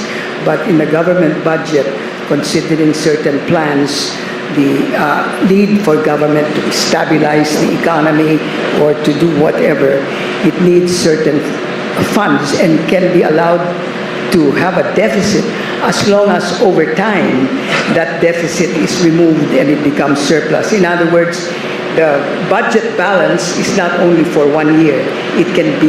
The budget can be balanced over a longer period of time. And may I ask, that deficit is not something that is arbitrary, no, but it is something that is studied by our economic managers. Absolutely, sir. And the reason for this is it doesn't want to be irresponsible for the next administrations, and it wants to leave our economic fundamentals intact before it passes to a next generation. That's right, sir. Okay. Now, to cover the budget, just so we are clear, there are non-tax revenues and there are taxes as revenues. And if I may just show very briefly and very quickly, non-tax includes fees and charges, not taxes. Income from treasury operations, these are interest incomes on our government deposits, like from our land bank. We have advances to GOCCs that are returned, income from our investments, including Maharlika Fund, etc. Guarantee fees that are paid to government, foreign exchange risk cover fee, government service income. Am I correct here that these are the income from treasury operations? Your Honor, you're right. Yes. And then for national government income, collected by the Bureau of Treasury, shares in dividends, airport terminals, etc. Then we have royalties for our natural resources like Malampaya, and we have foreign grants. Am I correct, Professor, that foreign grants are not treated the same as foreign loans? They are different. Foreign grants don't have any interest component. And foreign grants have to pay interest. Yes, and because foreign grants are almost free. Gifts. Gifts, so we receive them subject only to the political conditionalities or other conditionalities that a donor may give. But does this need to go through the monetary board or our economic managers? I'm not sure that it has to go. But if it's a grant, it will be definitely accepted. Yes.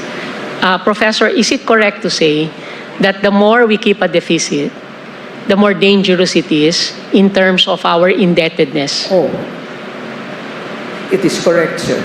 And Your Honor. Therefore, even the deficit that is proposed by our economic managers, and you were one of those key economic managers many times in our government, and you teach this also to our up-and-coming economists, that it is very important that we keep it also to a certain ratio or percentage. Yes, Your Honor. That's why it's one of the highlight indicators in the Philippine Development Plan. Yes. The deficit. Yes, and would you kindly enlighten us what are the important ratios that we should take into consideration? well, the eventual target is to get that deficit down to zero. As I said, the government has is allowed certain leeway, but it must eventually get down to zero. That's why the deficit target of the 2028 budget of the 2023-2028 development plan was to get that deficit down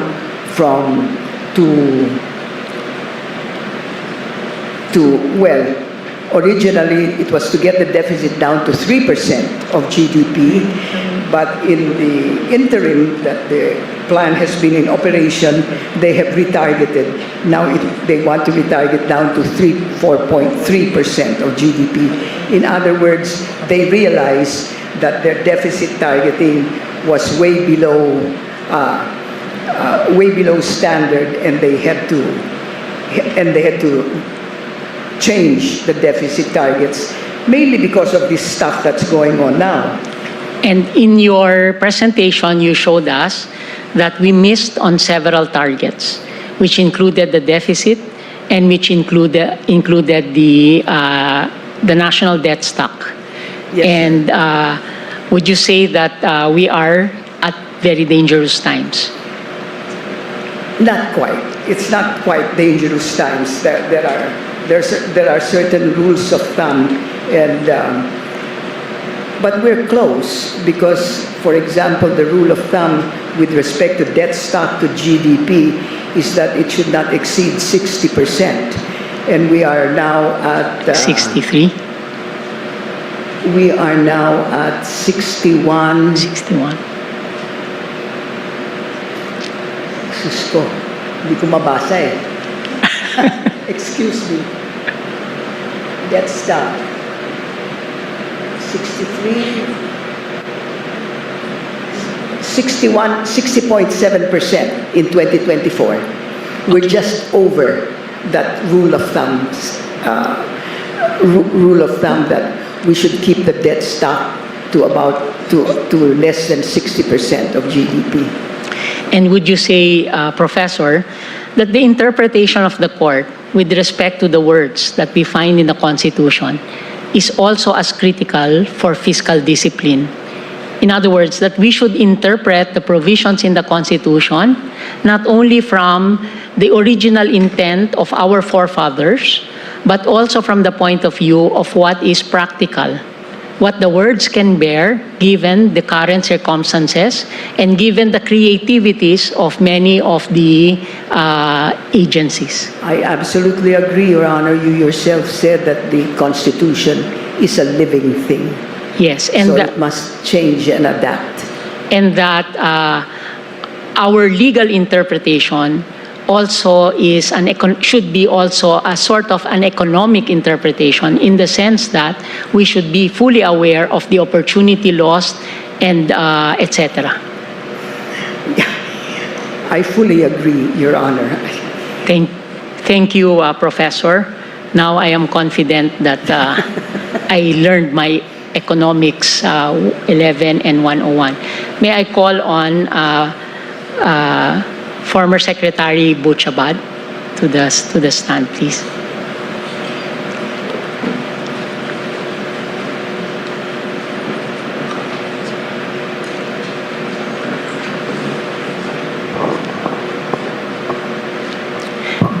Secretary, you once were quoted as having called the alarm regarding our debt stock. That 48% of our debt was supposed to be now, 48% of our revenue is now being paid off for our debt, correct? That's correct, Your Honor.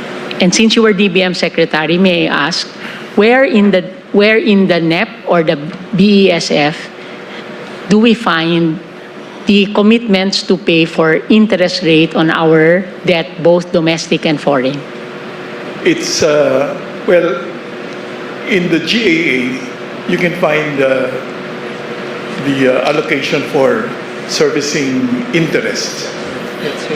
But the amortization of principal, you do not find in the GAA because it's not interest, it's not an expense, but in the other parts of the GAA.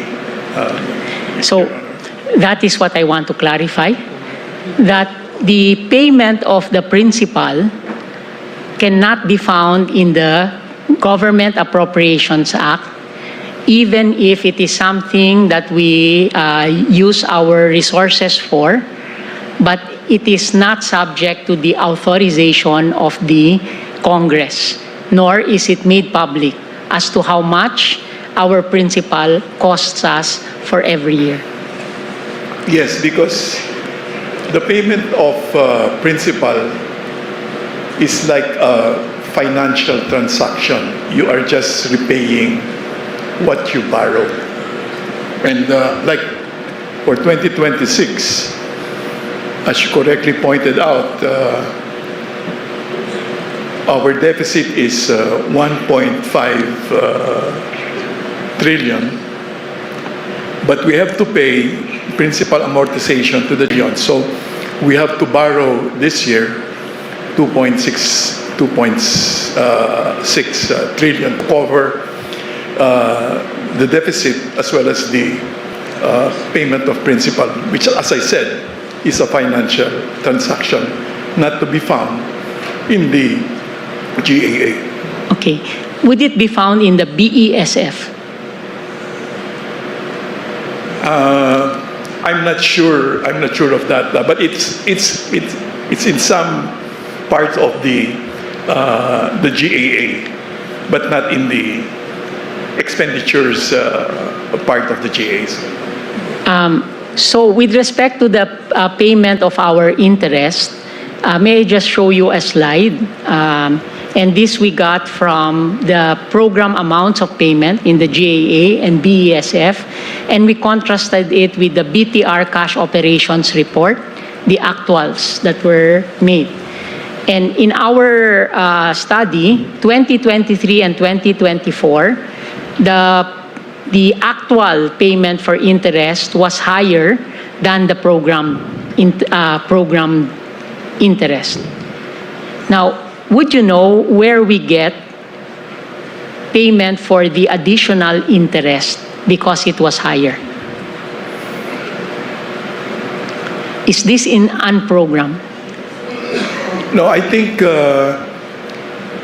there is a presidential decree 1177 that obligates us to pay above all else our interest obligations as well as our principal amortizations, Your Honor. So the amount that is put in the GAA can be actually overturned or changed in terms of the actual payment because there is that presidential decree. Yes, if it comes to that, ahead of any national priorities, those come first, and there are deleterious consequences if we don't do that. Okay. Like, for example, the immediate, there's a word for it, that we have to pay all our debts. Yes. Once that happens. So we have to make sure that that obligation is settled first. And to make sure that happens automatically, our creditors, in the early days of martial law, insisted with President Marcos that presidential decree should be issued. Thank you.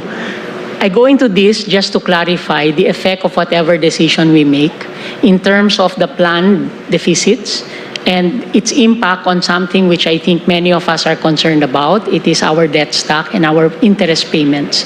So just bear with me a little bit more, just so we get the actual context. So in terms of principal amortization, we had no other source except the BTR cash operations report. And from our, we did a table, and the table said that in 2023, and I can be corrected here, I'm just looking at the ballpark figures, the principal payment in 2023 was 943.6 billion. In 2024, it was 1.1 trillion 257 billion. And in 2025, it was 2025, the preliminary figures is 1.157 trillion in terms of our principal amortization payments. Would you say that these figures are more or less in that ballpark? Well, the average proportion of debt owed domestically and debt owed abroad is about 80 to 20%. Yes. Your Honor. Yes, but in terms of principal payment, in 2024, we paid 1 trillion in debt payment, correct? And that would have meant for a budget of, let us say, 4 or 5 billion, that was quite a lot. It is. Yes. In fact, that's really, the concern is not so much debt sustainability, Your Honor, but it's really what debt servicing is impacting on fiscal space or the ability to have available funds. Like, say, for example, in this instance, we are facing a crisis in the Middle East. We need a lot of funds to be able to support our efforts there, which were not originally planned for. So that if you have a increasing narrowing of your fiscal space, then your ability to respond to contingencies is very much limited, Your Honor. And going to slide number 33 in my presentation, there is if we look at the debt service ratios from 2023 to 2025, and just following what was said a while ago, the debt service ratio, total debt service to revenues, in 2023, 41.1%, meaning to say 40% of all our revenues were used to pay for debt service. That's correct. 2024, it was 45%, and in 2025, it was 45%. That is because we were constantly missing our targets, and therefore our debt service ratio was increasing. And would this mean that 45% of all revenues in 2025 was spent to pay our debt before a single classroom is built? Yeah, that's not correct, Your Honor. Our inability to use our debts to increase our productive capacity and our very limited revenue generation programs results in much of the revenues we generate are eaten up by the payment of interest and ahead of even the most important priorities that we have to attend to, like public health and basic education, Your Honor. So this is what you mean, or what the Amici mean, as fiscal discipline, that we need to be able to control the spending vis-a-vis our revenue and vis-a-vis our future because of this particular effect, correct? That's correct, Your Honor. And fiscal discipline, therefore, though not yet a part of a constitutional value, what we value now is accountability, transparency, etc. Would you say that it should be one of the targets in terms of a constitutional value to be proclaimed by this court because it has such an important bearing to the interpretation of some of the provisions that will have economic consequences? That's correct, especially in the ongoing discussion about unprogrammed appropriations. For example,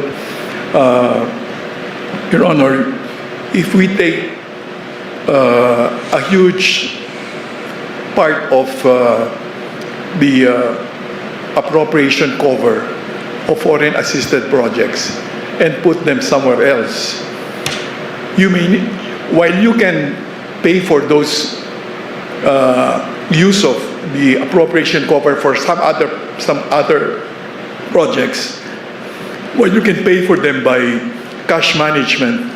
Eventually, you still have to pay borrowings and the increase in deficit that will happen. But these are things that are not known publicly, and in fact, it's good that we're talking about unprogrammed appropriations, especially for the past 3 years when a good part of the program appropriations were diverted for other projects other than what the President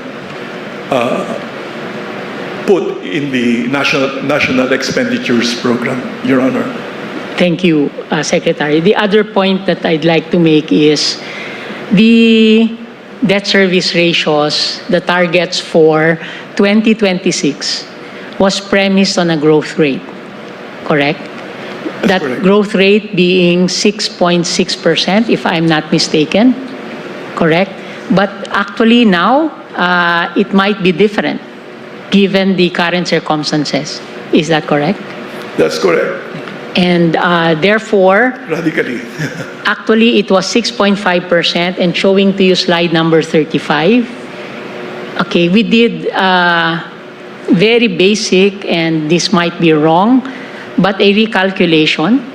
So if the BESF of 2026 was 6.5%, if our growth rate becomes 5% or 4%, we saw the figures, the debt to GDP ratio would increase from 62.3, which is the target this year, to something like, if it's a 4% growth rate, it might become 65.1%.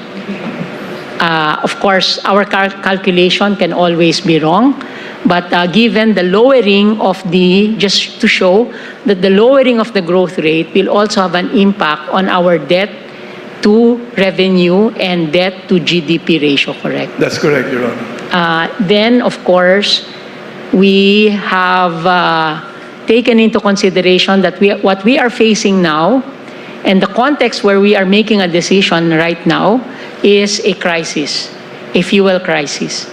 And if we had 3 scenarios, an optimistic scenario where in 2 weeks' time there will be ceasefire, or in 6 months' time, a medium scenario, there will be a ceasefire, or the extreme scenario that the entire year there will be war in the Middle East, and continuing with whatever threats were given by the male leaders of the 3 countries that are involved.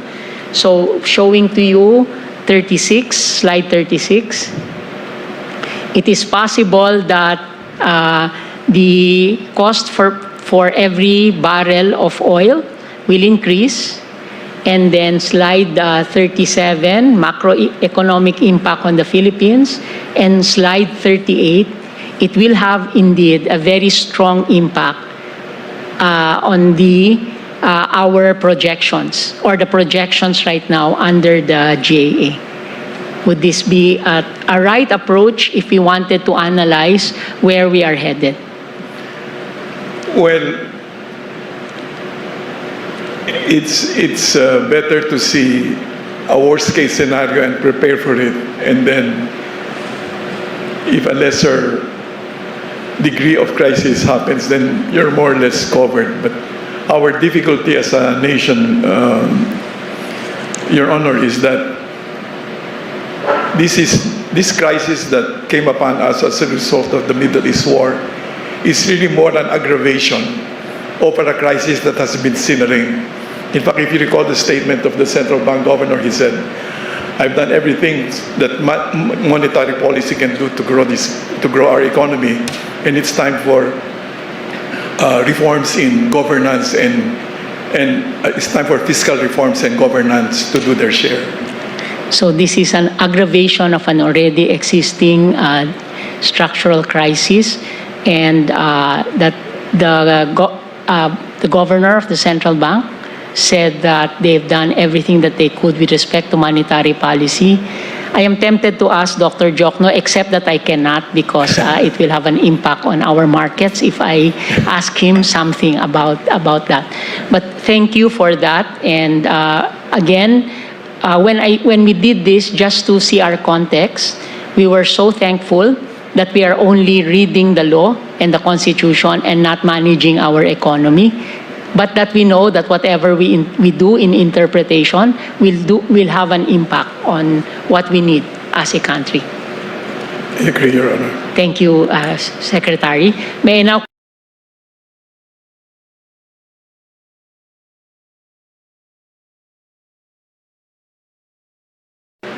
So there is this magnitude of our debt servicing. There is our deficit. Okay. So the question that we want to ask you is, when there is an excess revenue, where should it go first?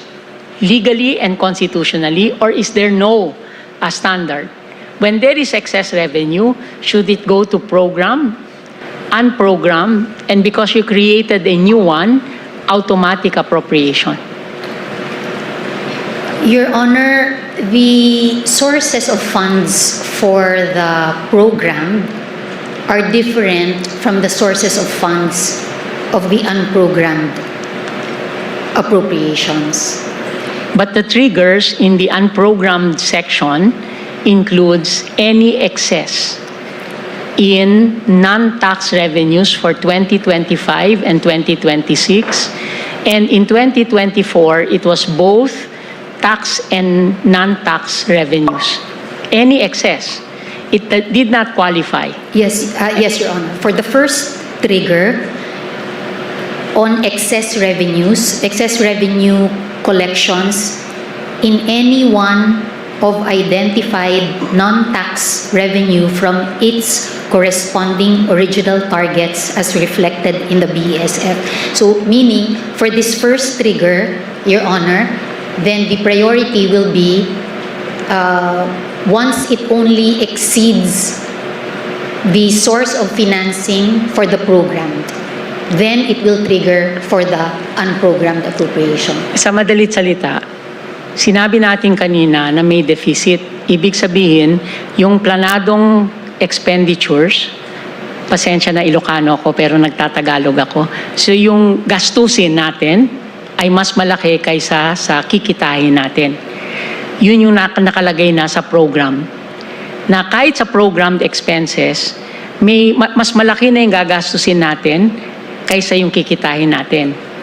At nakalagay doon sa ating BESF na kapag merong additional na income, hindi maliwanag, sa pakiwari ko, hindi maliwanag kung gagastusin yan muna doon sa program or pwede nang gastusin palagi doon sa, or pwede nang gastusin doon sa unprogram. Di naman palagi, pero pwede nang gastusin sa program. In other words, my question is there anything in statute or in the Constitution which compels in the budget execution that whenever there is excess income, and I will now go to excess income in non-tax revenues because that is the trigger in 25 and 26, that it should first be spent for program before unprogram? It is only in the GAA, Your Honor. So, in other words, there is no constitutional frame where it says, finish the unprogram first before you can go to the unprogram, except the case of Araulio, but it in a general sense, and I would even submit a bit of obiter, correct?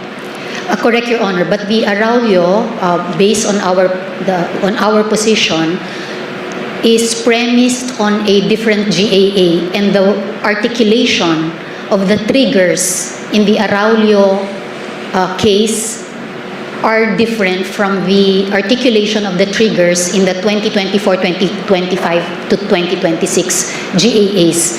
And also in the Araulio case, there was a subsequent motion for reconsideration that was filed, and it actually clarified that you don't have to wait for the whole year to ascertain whether there was excess, because otherwise then there will never be funding for the unprogrammed appropriation. So in the motion for reconsideration, the court clarified that based on a quarterly report by the DBM, there can be a determination of whether the target has been met.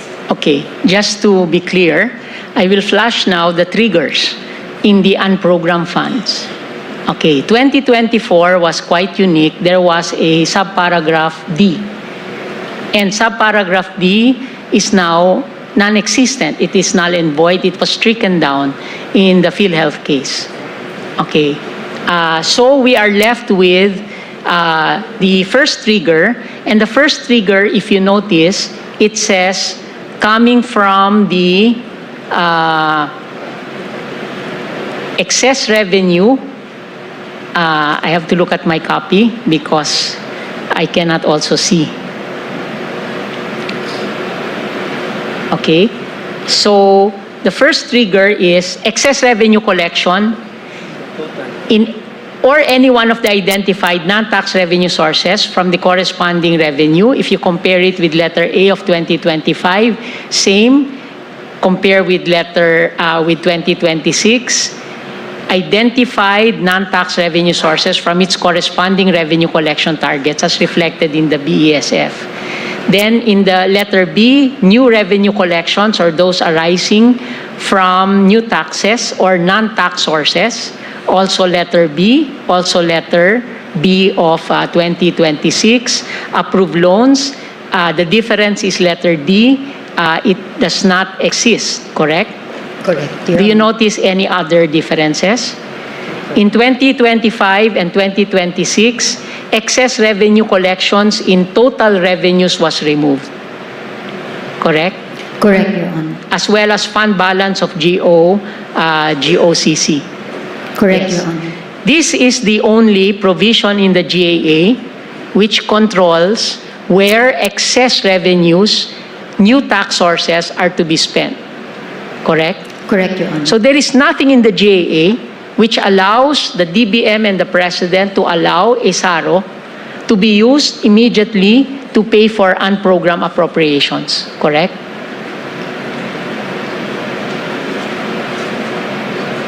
In other words, when there is excess revenue, nakalagay dito excess revenue. So pwedeng gamitin na kaagad sa unprogrammed appropriations. Tama? Correct, Your Honor. So, ibig sabihin, the category of programmed and unprogrammed does not really have a material difference.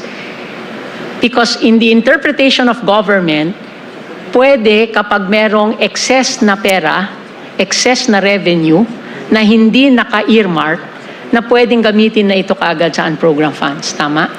Tama po, Your Honor. And that was why Senator Drilon was actually proposing that we have to be clearer. And actually also Secretary Butch was also saying that, and of course Secretary Jokno was also saying, you have to discipline all of this so that it's very clear that it should be in program funds, correct?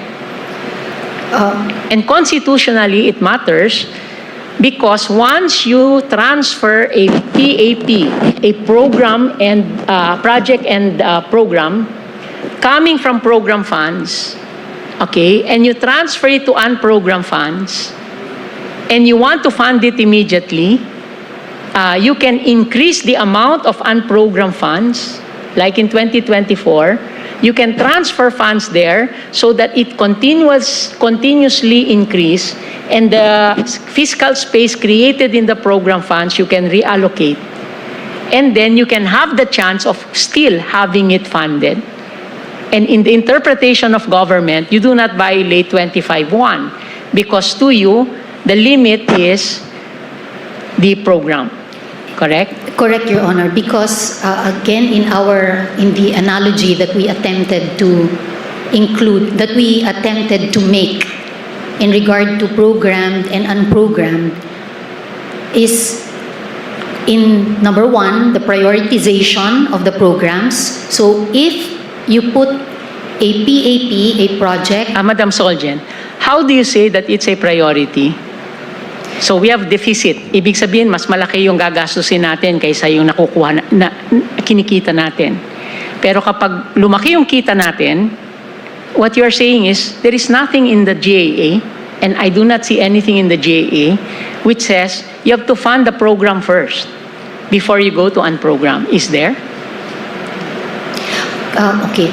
Yung pong, kaya ko po sinasabi na priority, sapagkat yung sa NEP pa lang, ikinocommit na po ng executive na kung ako ay magtatrabaho at ganito ang mga economic factors, kinocommit ko na meron akong kikitain ng, let's say, 1 billion pesos. Priority po yun sapagkat kinumit na ni executive. Kaya yung mga nakalista doon, pagka na-meet na po yung targets, then they will finance the program. So, the fact that it is put in the unprogrammed... To be clearer, Madam Solgen, the program funds has expenditures, correct? Correct po. The revenue to cover these expenditures are lower than the program funds, correct? Correct po. So in other words, there is a deficit, may kulang. Tama? Tama po. And sinasabi ng pamahalaan natin, kikitahin namin to. Sana lumaki yung income namin. Sana, magkaroon ng dividendo sa PhilHealth or whatever, or some GOCC na umakyat to. Okay. But here in the provision in unprogrammed fund, it says, excess revenue of non-tax sources can be used for unprogrammed funds immediately. There is no control. There is nothing here that says you have to spend first in program. There is no footnote, and we searched the GAA as best as we could, and perhaps you can ask your own staff to take a look at it. There seems to be nothing which says there is an excess. You have to spend it first for the program. That's why I'm saying, even if in terms of symbolism, programmed seems to be the priority of the president, when Congress puts it in unprogrammed, there is a possibility that there can be a SARO to be issued in order to release funds for the unprogrammed funds, correct? Your Honor, our interpretation of the total revenues here are the total revenues that have been set as the target. Yes, ganun pa rin. Ibig sabihin, yung tinarget na income and targeted expenditures, may deficit pa rin. May pagkukulang yung kikitahin batay sa BESF mismo. And I asked two of the experts already, and in fact the presentations, there is a program deficit. And the program deficit will be funded by non-tax sources and debts. Pero ang sinasabi ko ngayon, nasaan dito sa GAA natin yung provision na nagsasabi, pag meron kang bagong kita, gamitin mo muna sa program. Is there in the law, in the GAA law? And my next question is, should it be in the reading of our Constitution that that cannot be done? That when the government commits program funds, that it cannot use whatever it earns immediately for unprogrammed, because your concept of unprogrammed is standby. Ano hong ibig sabihin ng standby? May mauuna sa kanya. Ibig sabihin, halimbawa sa isang pamilya, sasabihin na mauunang kakain yung mga maliliit na bata kung kulang yung pagkain natin. Therefore, yung mga matatanda naka-standby. Hindi sila yung mauuna.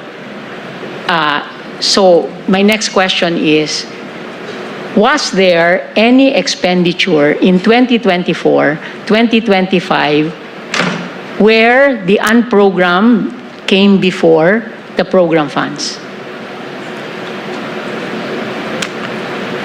I would, may I confer with my team? Yes. Your Honor. Meron, di ba? Yes, Your Honor. My team confirms that. I am confident about that because that was presented to us during the PhilHealth oral arguments. That there were expenditures that came first from the unprogrammed rather than the program. Okay, now, before you spend for unprogrammed, there has to be excess, correct? Correct, Your Honor. And therefore, by the way, what is a SARO? What does SARO mean? Just so we are clear about the abbreviations that we are using. Special allotment release order, correct? Special allotment release order. So it is an order coming from DBM to the Treasury to release money, correct? Correct, Your Honor. Yes. Now, for every SARO coming for an unprogrammed item, must there be a certification of excess income? Yes, there must be a certification of the presence of A, B, or C. Okay. Because can you assure this court that every expenditure in 24 and 25, because that is at issue now, has come from a certification accompanying a SARO? That's theoretically the case, Your Honor. So, can I ask the government to submit to the court copies, a listing of all the SAROs from the authorizing release from the unprogram, as detailed as possible, meaning to say not the cumulative, but all the SAROs, you can list it down and give us digital copies. And for each of the SAROs, please match it or correspond it to a certificate of income or whatever the Treasury issues, certification of excess income or 1, 2, or 3. We will comply, Your Honor. Can you comply by next week so that the justices who will interpolate can have that as a resource also? Correct? We will comply, Your But as far as we are concerned right now, you admit that there is nothing in the law or in the Constitution that says that whenever there is excess income, the budget execution is compelled to first do program. Okay. May I clarify, Your Honor? So again, because in my understanding of the supporting financial sources, because they are defined and they are not commingled. So meaning if the sources of funds for the program are A, B, C, D, the sources of funds for the unprogrammed are E, F, G, or maybe A plus 1 in terms of the first. And so that's why, to me, there should be no other requirement to be found in a law or in any provision in the GAA because the sources are different. Okay. You say that it's specific. But if you look at 2024 trigger, it actually says excess revenue collections in the total revenues. Meaning to say, basta't excess dun sa total. Okay? Or in any one of the identified non-tax revenue sources from its corresponding revenue collection as reflected in 2024.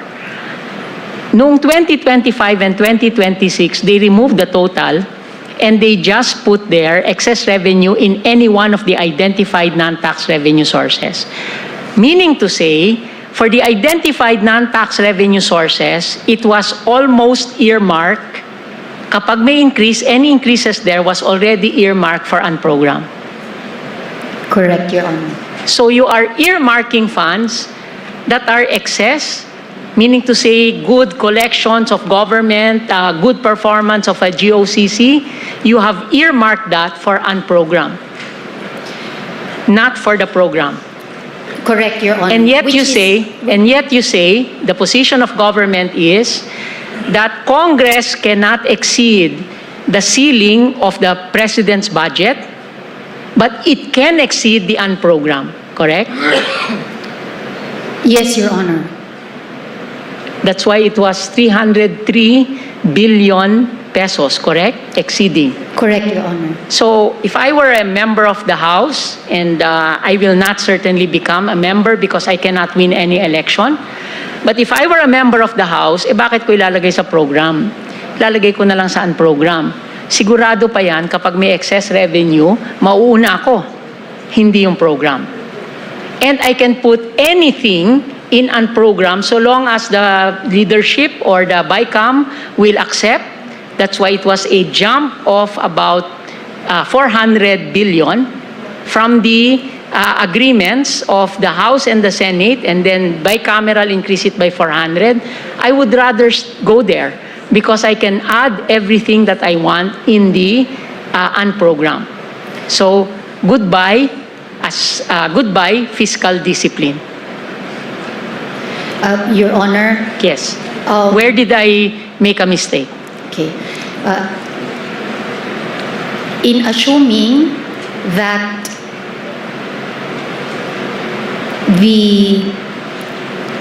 in assuming that the executive or the Congress, actually, it's like everyone has is gaming the mechanism. It's as if we are thinking that why would the Congress not put the priority programs in the unprogrammed appropriations, because that will for sure be funded, which is incorrect. Because if the government... You have asked a question that I will ask from someone coming from Congress. Why would they choose unprogrammed from program? Or why is it that they would rather move some of the program to the unprogrammed? So it creates fiscal space in the program because there is a limit, correct? And therefore, they can make inclusions. I'm trying to avoid the word. Inclusions, insertions, etc. into the program. That's a theoretical possibility. I'm not saying that happened. But what I'm saying is you create a fiscal space and then you move it to by moving it to unprogrammed, and then you can put whatever you want in the program. Okay, that's one possibility. Okay, now, of course, we do not assume the worst. But then it is our role to actually put the guardrails so that this will not happen. And therefore, to prove that I am wrong, therefore, that is why I'm requiring, were there expenditures from the unprogrammed that came before expenditures from the program? Second, were there expenditures from the unprogrammed that did not have the, the certificate of excess coming from the, no less than the Treasury, because it is the only one that can determine whether there is excess income, correct? Correct, Your Honor. Okay, so we will require that of you. By the way, how do you get a SARO? A special allotment release order. There is the regular releases. And the chief, for myself under the SET, si Chief Ben under the HRET, we have that authority. Once in a while when I am acting chief, I issue a release order for benefits of the staff, always. But in any case, that's the point. There's a regular release order, correct? Special allotment release orders are special, correct? Correct, Your Honor. Who releases that?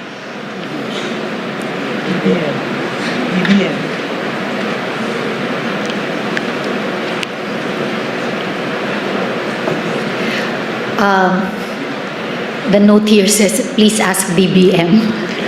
Well, BBM is the... DBM, okay. And before the DBM releases, this is the President's budget, correct? Correct, Your Honor. Must the DBM always clear with the Office of the President that it will release a special allotment release order? You see, the DBM is part of an economic management team, correct? Correct. And therefore, they have to make sure, as you said in your opening statement, they have to make sure that the funding is within their entire plan. They have a Philippine Development Plan, correct? Correct, Your So is it the practice that the DBM issues it, this SARO, because it wants to? Okay, I've gotten information. Some secretaries said that they need the president, and some say that it's within the power of the Secretary of DBM. Okay, for this administration, just so we know, because we are about to come to a ruling with respect to how it is. And if it is only an alter ego lang pala nagre-release ng SARO, then that will weigh heavily on us. Because at least if it's the president, we will know that we are dealing with a co-equal entity. And the president, of course, comes with a lot of respect in this courtroom. For the current secretary, in our briefing, he said that he confers with the president. Okay, for every SARO, therefore, that is also with the consent of the president. It should be. Okay. And of course, you're going to give us the SARO. Are SAROs only for unprogrammed funds? I don't think so, Your Honor. Yes. Anyway, please cover the process of the SARO also in your memoranda, because that is very important for us to be able to identify. Okay, thank you, Madam Solgen. May I ask Dr. Jokno? Thank you, Your Honor, for now. Okay. Madam Solgen, just to be clear, for every SARO, there needs to be consent by the President. Based on what Secretary Rolly told us, that for the release in the unprogrammed appropriations, he has to get the alignment of the President. And for the Budget Secretary before the current Budget Secretary? I do not have that information now, Your Honor. Okay, thank you. Please be ready, because I am sure the next interpellator after me will ask you again. Yes, we will prepare, Your Honor. Yes. Good afternoon, Dr. Jokno. Good afternoon. During your time as DBM Secretary, did you need the permission of the President to release any SARO? Yes, because SARO, it does not apply only to a unprogrammed allocations. It applies also to some special funds like calamity fund, contingent fund, and miscellaneous personal benefits fund. That you need the approval of the President. But may I answer the previous question? Yes, yes. Okay. I researched and I found out that there usually Congress would increase the appropriation of certain departments like Public Works, and they will reduce the allocation for DOTR, right? So he cannot veto that increase. Otherwise, the whole budget will be affected, right? Yes, because... So, but he has a general instruction that he will say, I have found, and it is interesting that the Congress has increased the allocations for certain departments. Now, my instruction is this, okay? I'm just paraphrasing the veto message, that they should submit a special budget to DBM, coming up with a revised performance targets, and it has to be consistent with our cash programming and other rules and procedures, and approval of the President. There's always approval of the President, except in 2024, that I noticed. Okay. Thank you for that very enlightening... But I will put that as part of my brief, Your Honor. Thank you. Can I just ask some contextual questions? So, this concept of unprogrammed funds, in your experience and your research, when did it actually start? Well, I have not looked at us way back in 2019.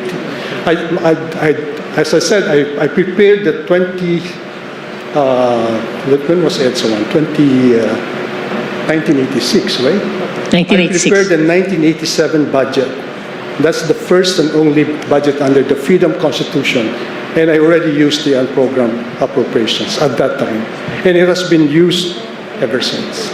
And back then, did you have triggers for unprogrammed? Yeah, it was primarily meant for foreign assisted projects. Only foreign assisted projects? That was the main reason for the unprogrammed appropriation. There's also an entry, if I remember right, called General Fund Adjustment. So for example, there's a pending case that is finally decided by the Supreme Court after 20 years, and there's an instruction from the Supreme Court to that agency to pay this guy or this contractor. We get the money from that General Fund Adjustment. Yes. Unprogrammed. Yes. But nowadays, Dr. Jokno, the Supreme Court does not need 20 years to decide. It is now much less. But it's not your term. Yeah, yes, just, no, not 10 even. But the point is that it was there as a standby fund for things like foreign assisted projects. So in your opinion, today, it is still important to have unprogrammed funds. Definitely, Your Honor.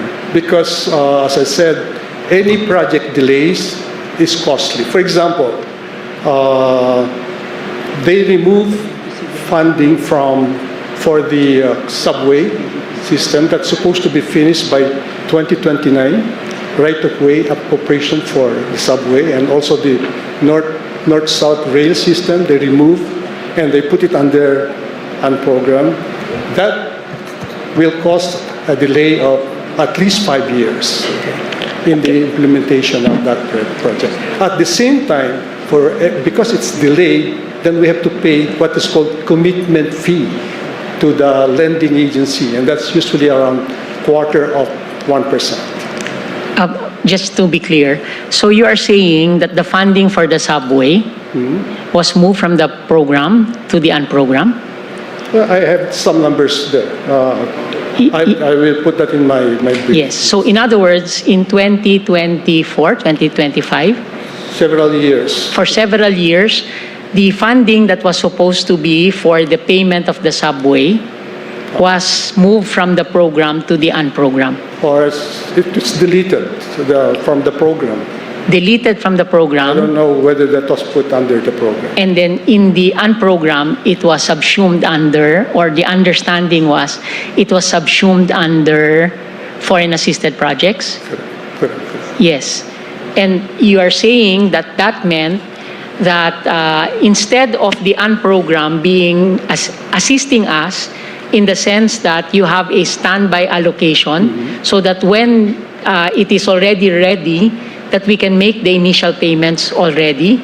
What happened with the subway was we had to spend more because there was no allocation to pay the counterpart.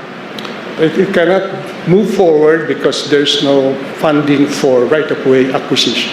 Okay. And you mentioned another project. The north-south rail system. These are the big ticket items. The railway system that will go all the way to Clark and go all the way to Laguna. So these are big ticket items that was supposed to be already funded, were these major projects of the current president? Yes. Yes, these were. This was done to create what you say fiscal space, so that the congressmen and the senators will have their own projects funded under program appropriation. So just to repeat what you said, and this is not my words. So this was deleted. These two projects, big ticket items. The budget for the right-of-way was for the right-of-way for the purpose of creating fiscal space. I have the numbers. Yes. Thank you.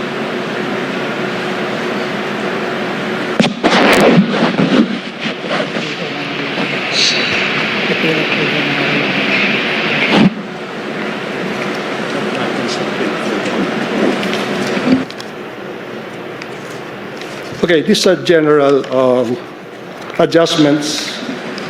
The budget of the Department of Transportation for year 2022 was reduced by 49.9% from 151 billion to 75 billion.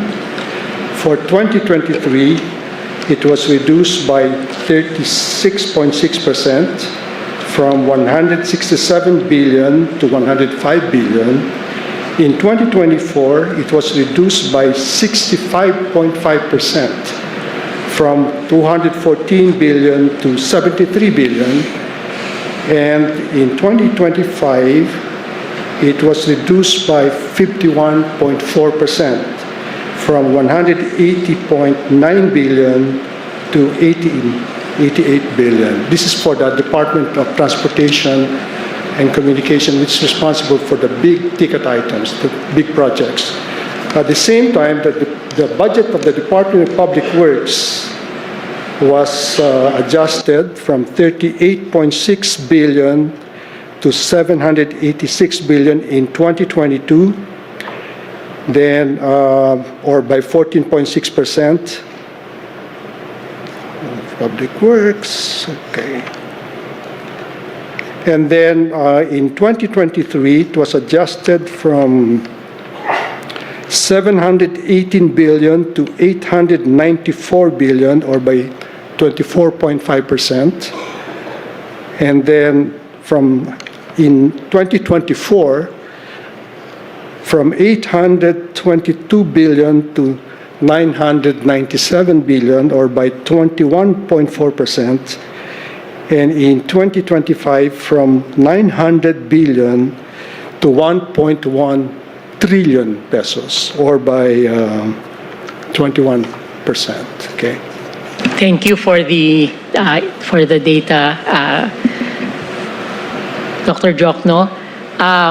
My next question is, unprogrammed, why would anyone choose to put an existing PAP, project or program, already in the regular budget, in the regular program budget? Why would they want to transfer it to the unprogrammed? That's the same question you asked the previous. Yes. The procedure is like this. Sometime under President Ramos, I was sitting as a representative of Senator Angara in the LEDAC, and it occurred to me that the budget system is so cumbersome. For example, you prepare the budget first half of the year, give it to Congress, and then after it's passed by Congress, nobody can spend the money because they need a SARO or a GARO, okay? They still need that. And I said, what the hell? But why not use the General Appropriations Act as the release document, which we adopted, okay? So now, we're now only talking of the SARO, no longer the GARO, meaning that the budget is, as approved by Congress, can be implemented from day one because you don't need a GARO anymore, okay? Now, it's only with respect to the SARO. So it's not going to happen that the unprogrammed, the items in the unprogrammed appropriations will get first priority before those in the regular budget. Because, as I said, from day one, you can already spend your budget on the basis of that reform which I did during the Estrada administration. So, even if there are excess funds, it is a matter of who uses it first. Correct. So you have a long list. I noticed the long list, around 300 billion worth of projects. Now it depends on the Secretary of Budget. But if with respect to the foreign assisted projects, the third priority is to fund the implementation of the foreign assisted projects. That's their priority. Once the loan agreement is completed and the funds released, then it goes through. And then in answer to the previous question about grants, all money, even with grants, they have to pass through the Treasury first. And the Treasury has to acknowledge that they received something. And then the agency who is the beneficiary of the grant will submit a special budget to DBM, and then they can use the money. That's, in that sense, the grant is what is called automatically appropriated. Okay. Thank you. The other point that you made during your opening statement was the increase in the allotment of the road users fund.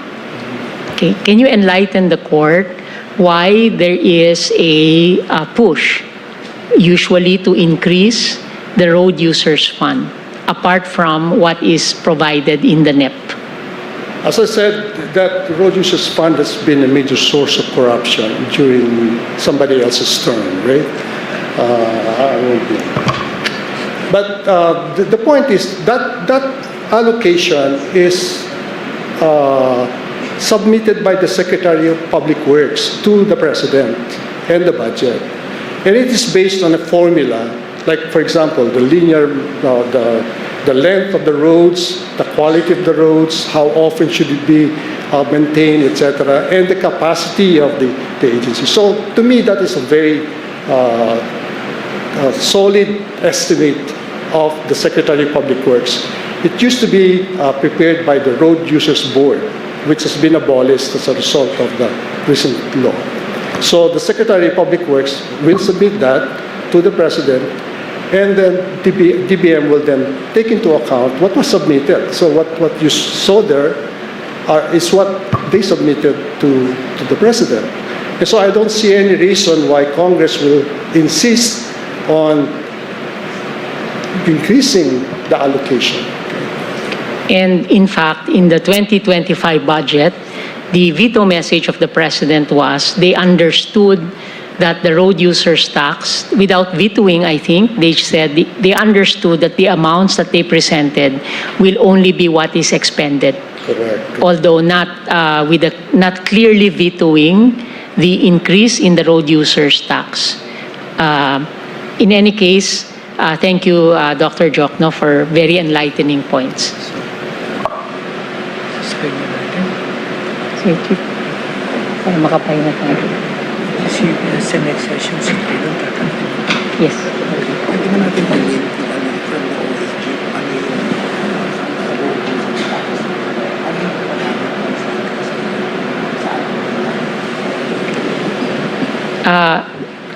before the Chief is intending to adjourn, but may I just ask the Solicitor General? So, kindly also prepare information about the usage of the road users tax in 24 as well as in 25. Yes, Your Honor. Yes, for submission to the court, all of the requests during this interpellation, kindly submit before noontime of Wednesday next week. Before noontime of Wednesday, so that you have Tuesday next week para 1 week na total. Would that be okay, Chief? Yes. We will comply, Your Honor. Hindi pa siya tapos.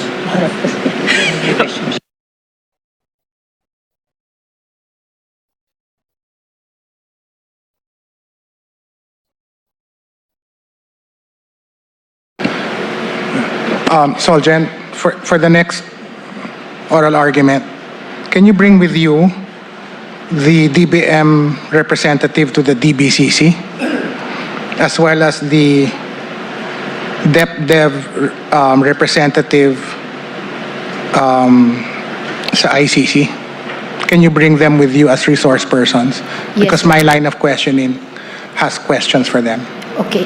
Thank Yes, you. Your Honor. We will Thank you. comply. Thank you. Thank you. Investment Coordination Committee. Before the court is a motion for leave to nominate amicus curiae filed by the Council Correspondents, the Solicitor General, requesting that former Representative Jose Maria Clemente Joey S. Salceda to be concluded as an amicus of the court. Yes, Your Honor. Okay, the same is hereby granted. Former Representative Jose Maria Clemente Joey S. Salceda is invited as an amicus for these proceedings. Please request him to coordinate with the Office of Senior Associate Justice Marvic Leonen for his presentation in the next session. Thank you, Thank Your you. Honor. Thank you. Lala. Madam Clerk of Court, are there any other matters? There are no other matters, Your Honor. There being no other matters, this session is suspended to resume on April 21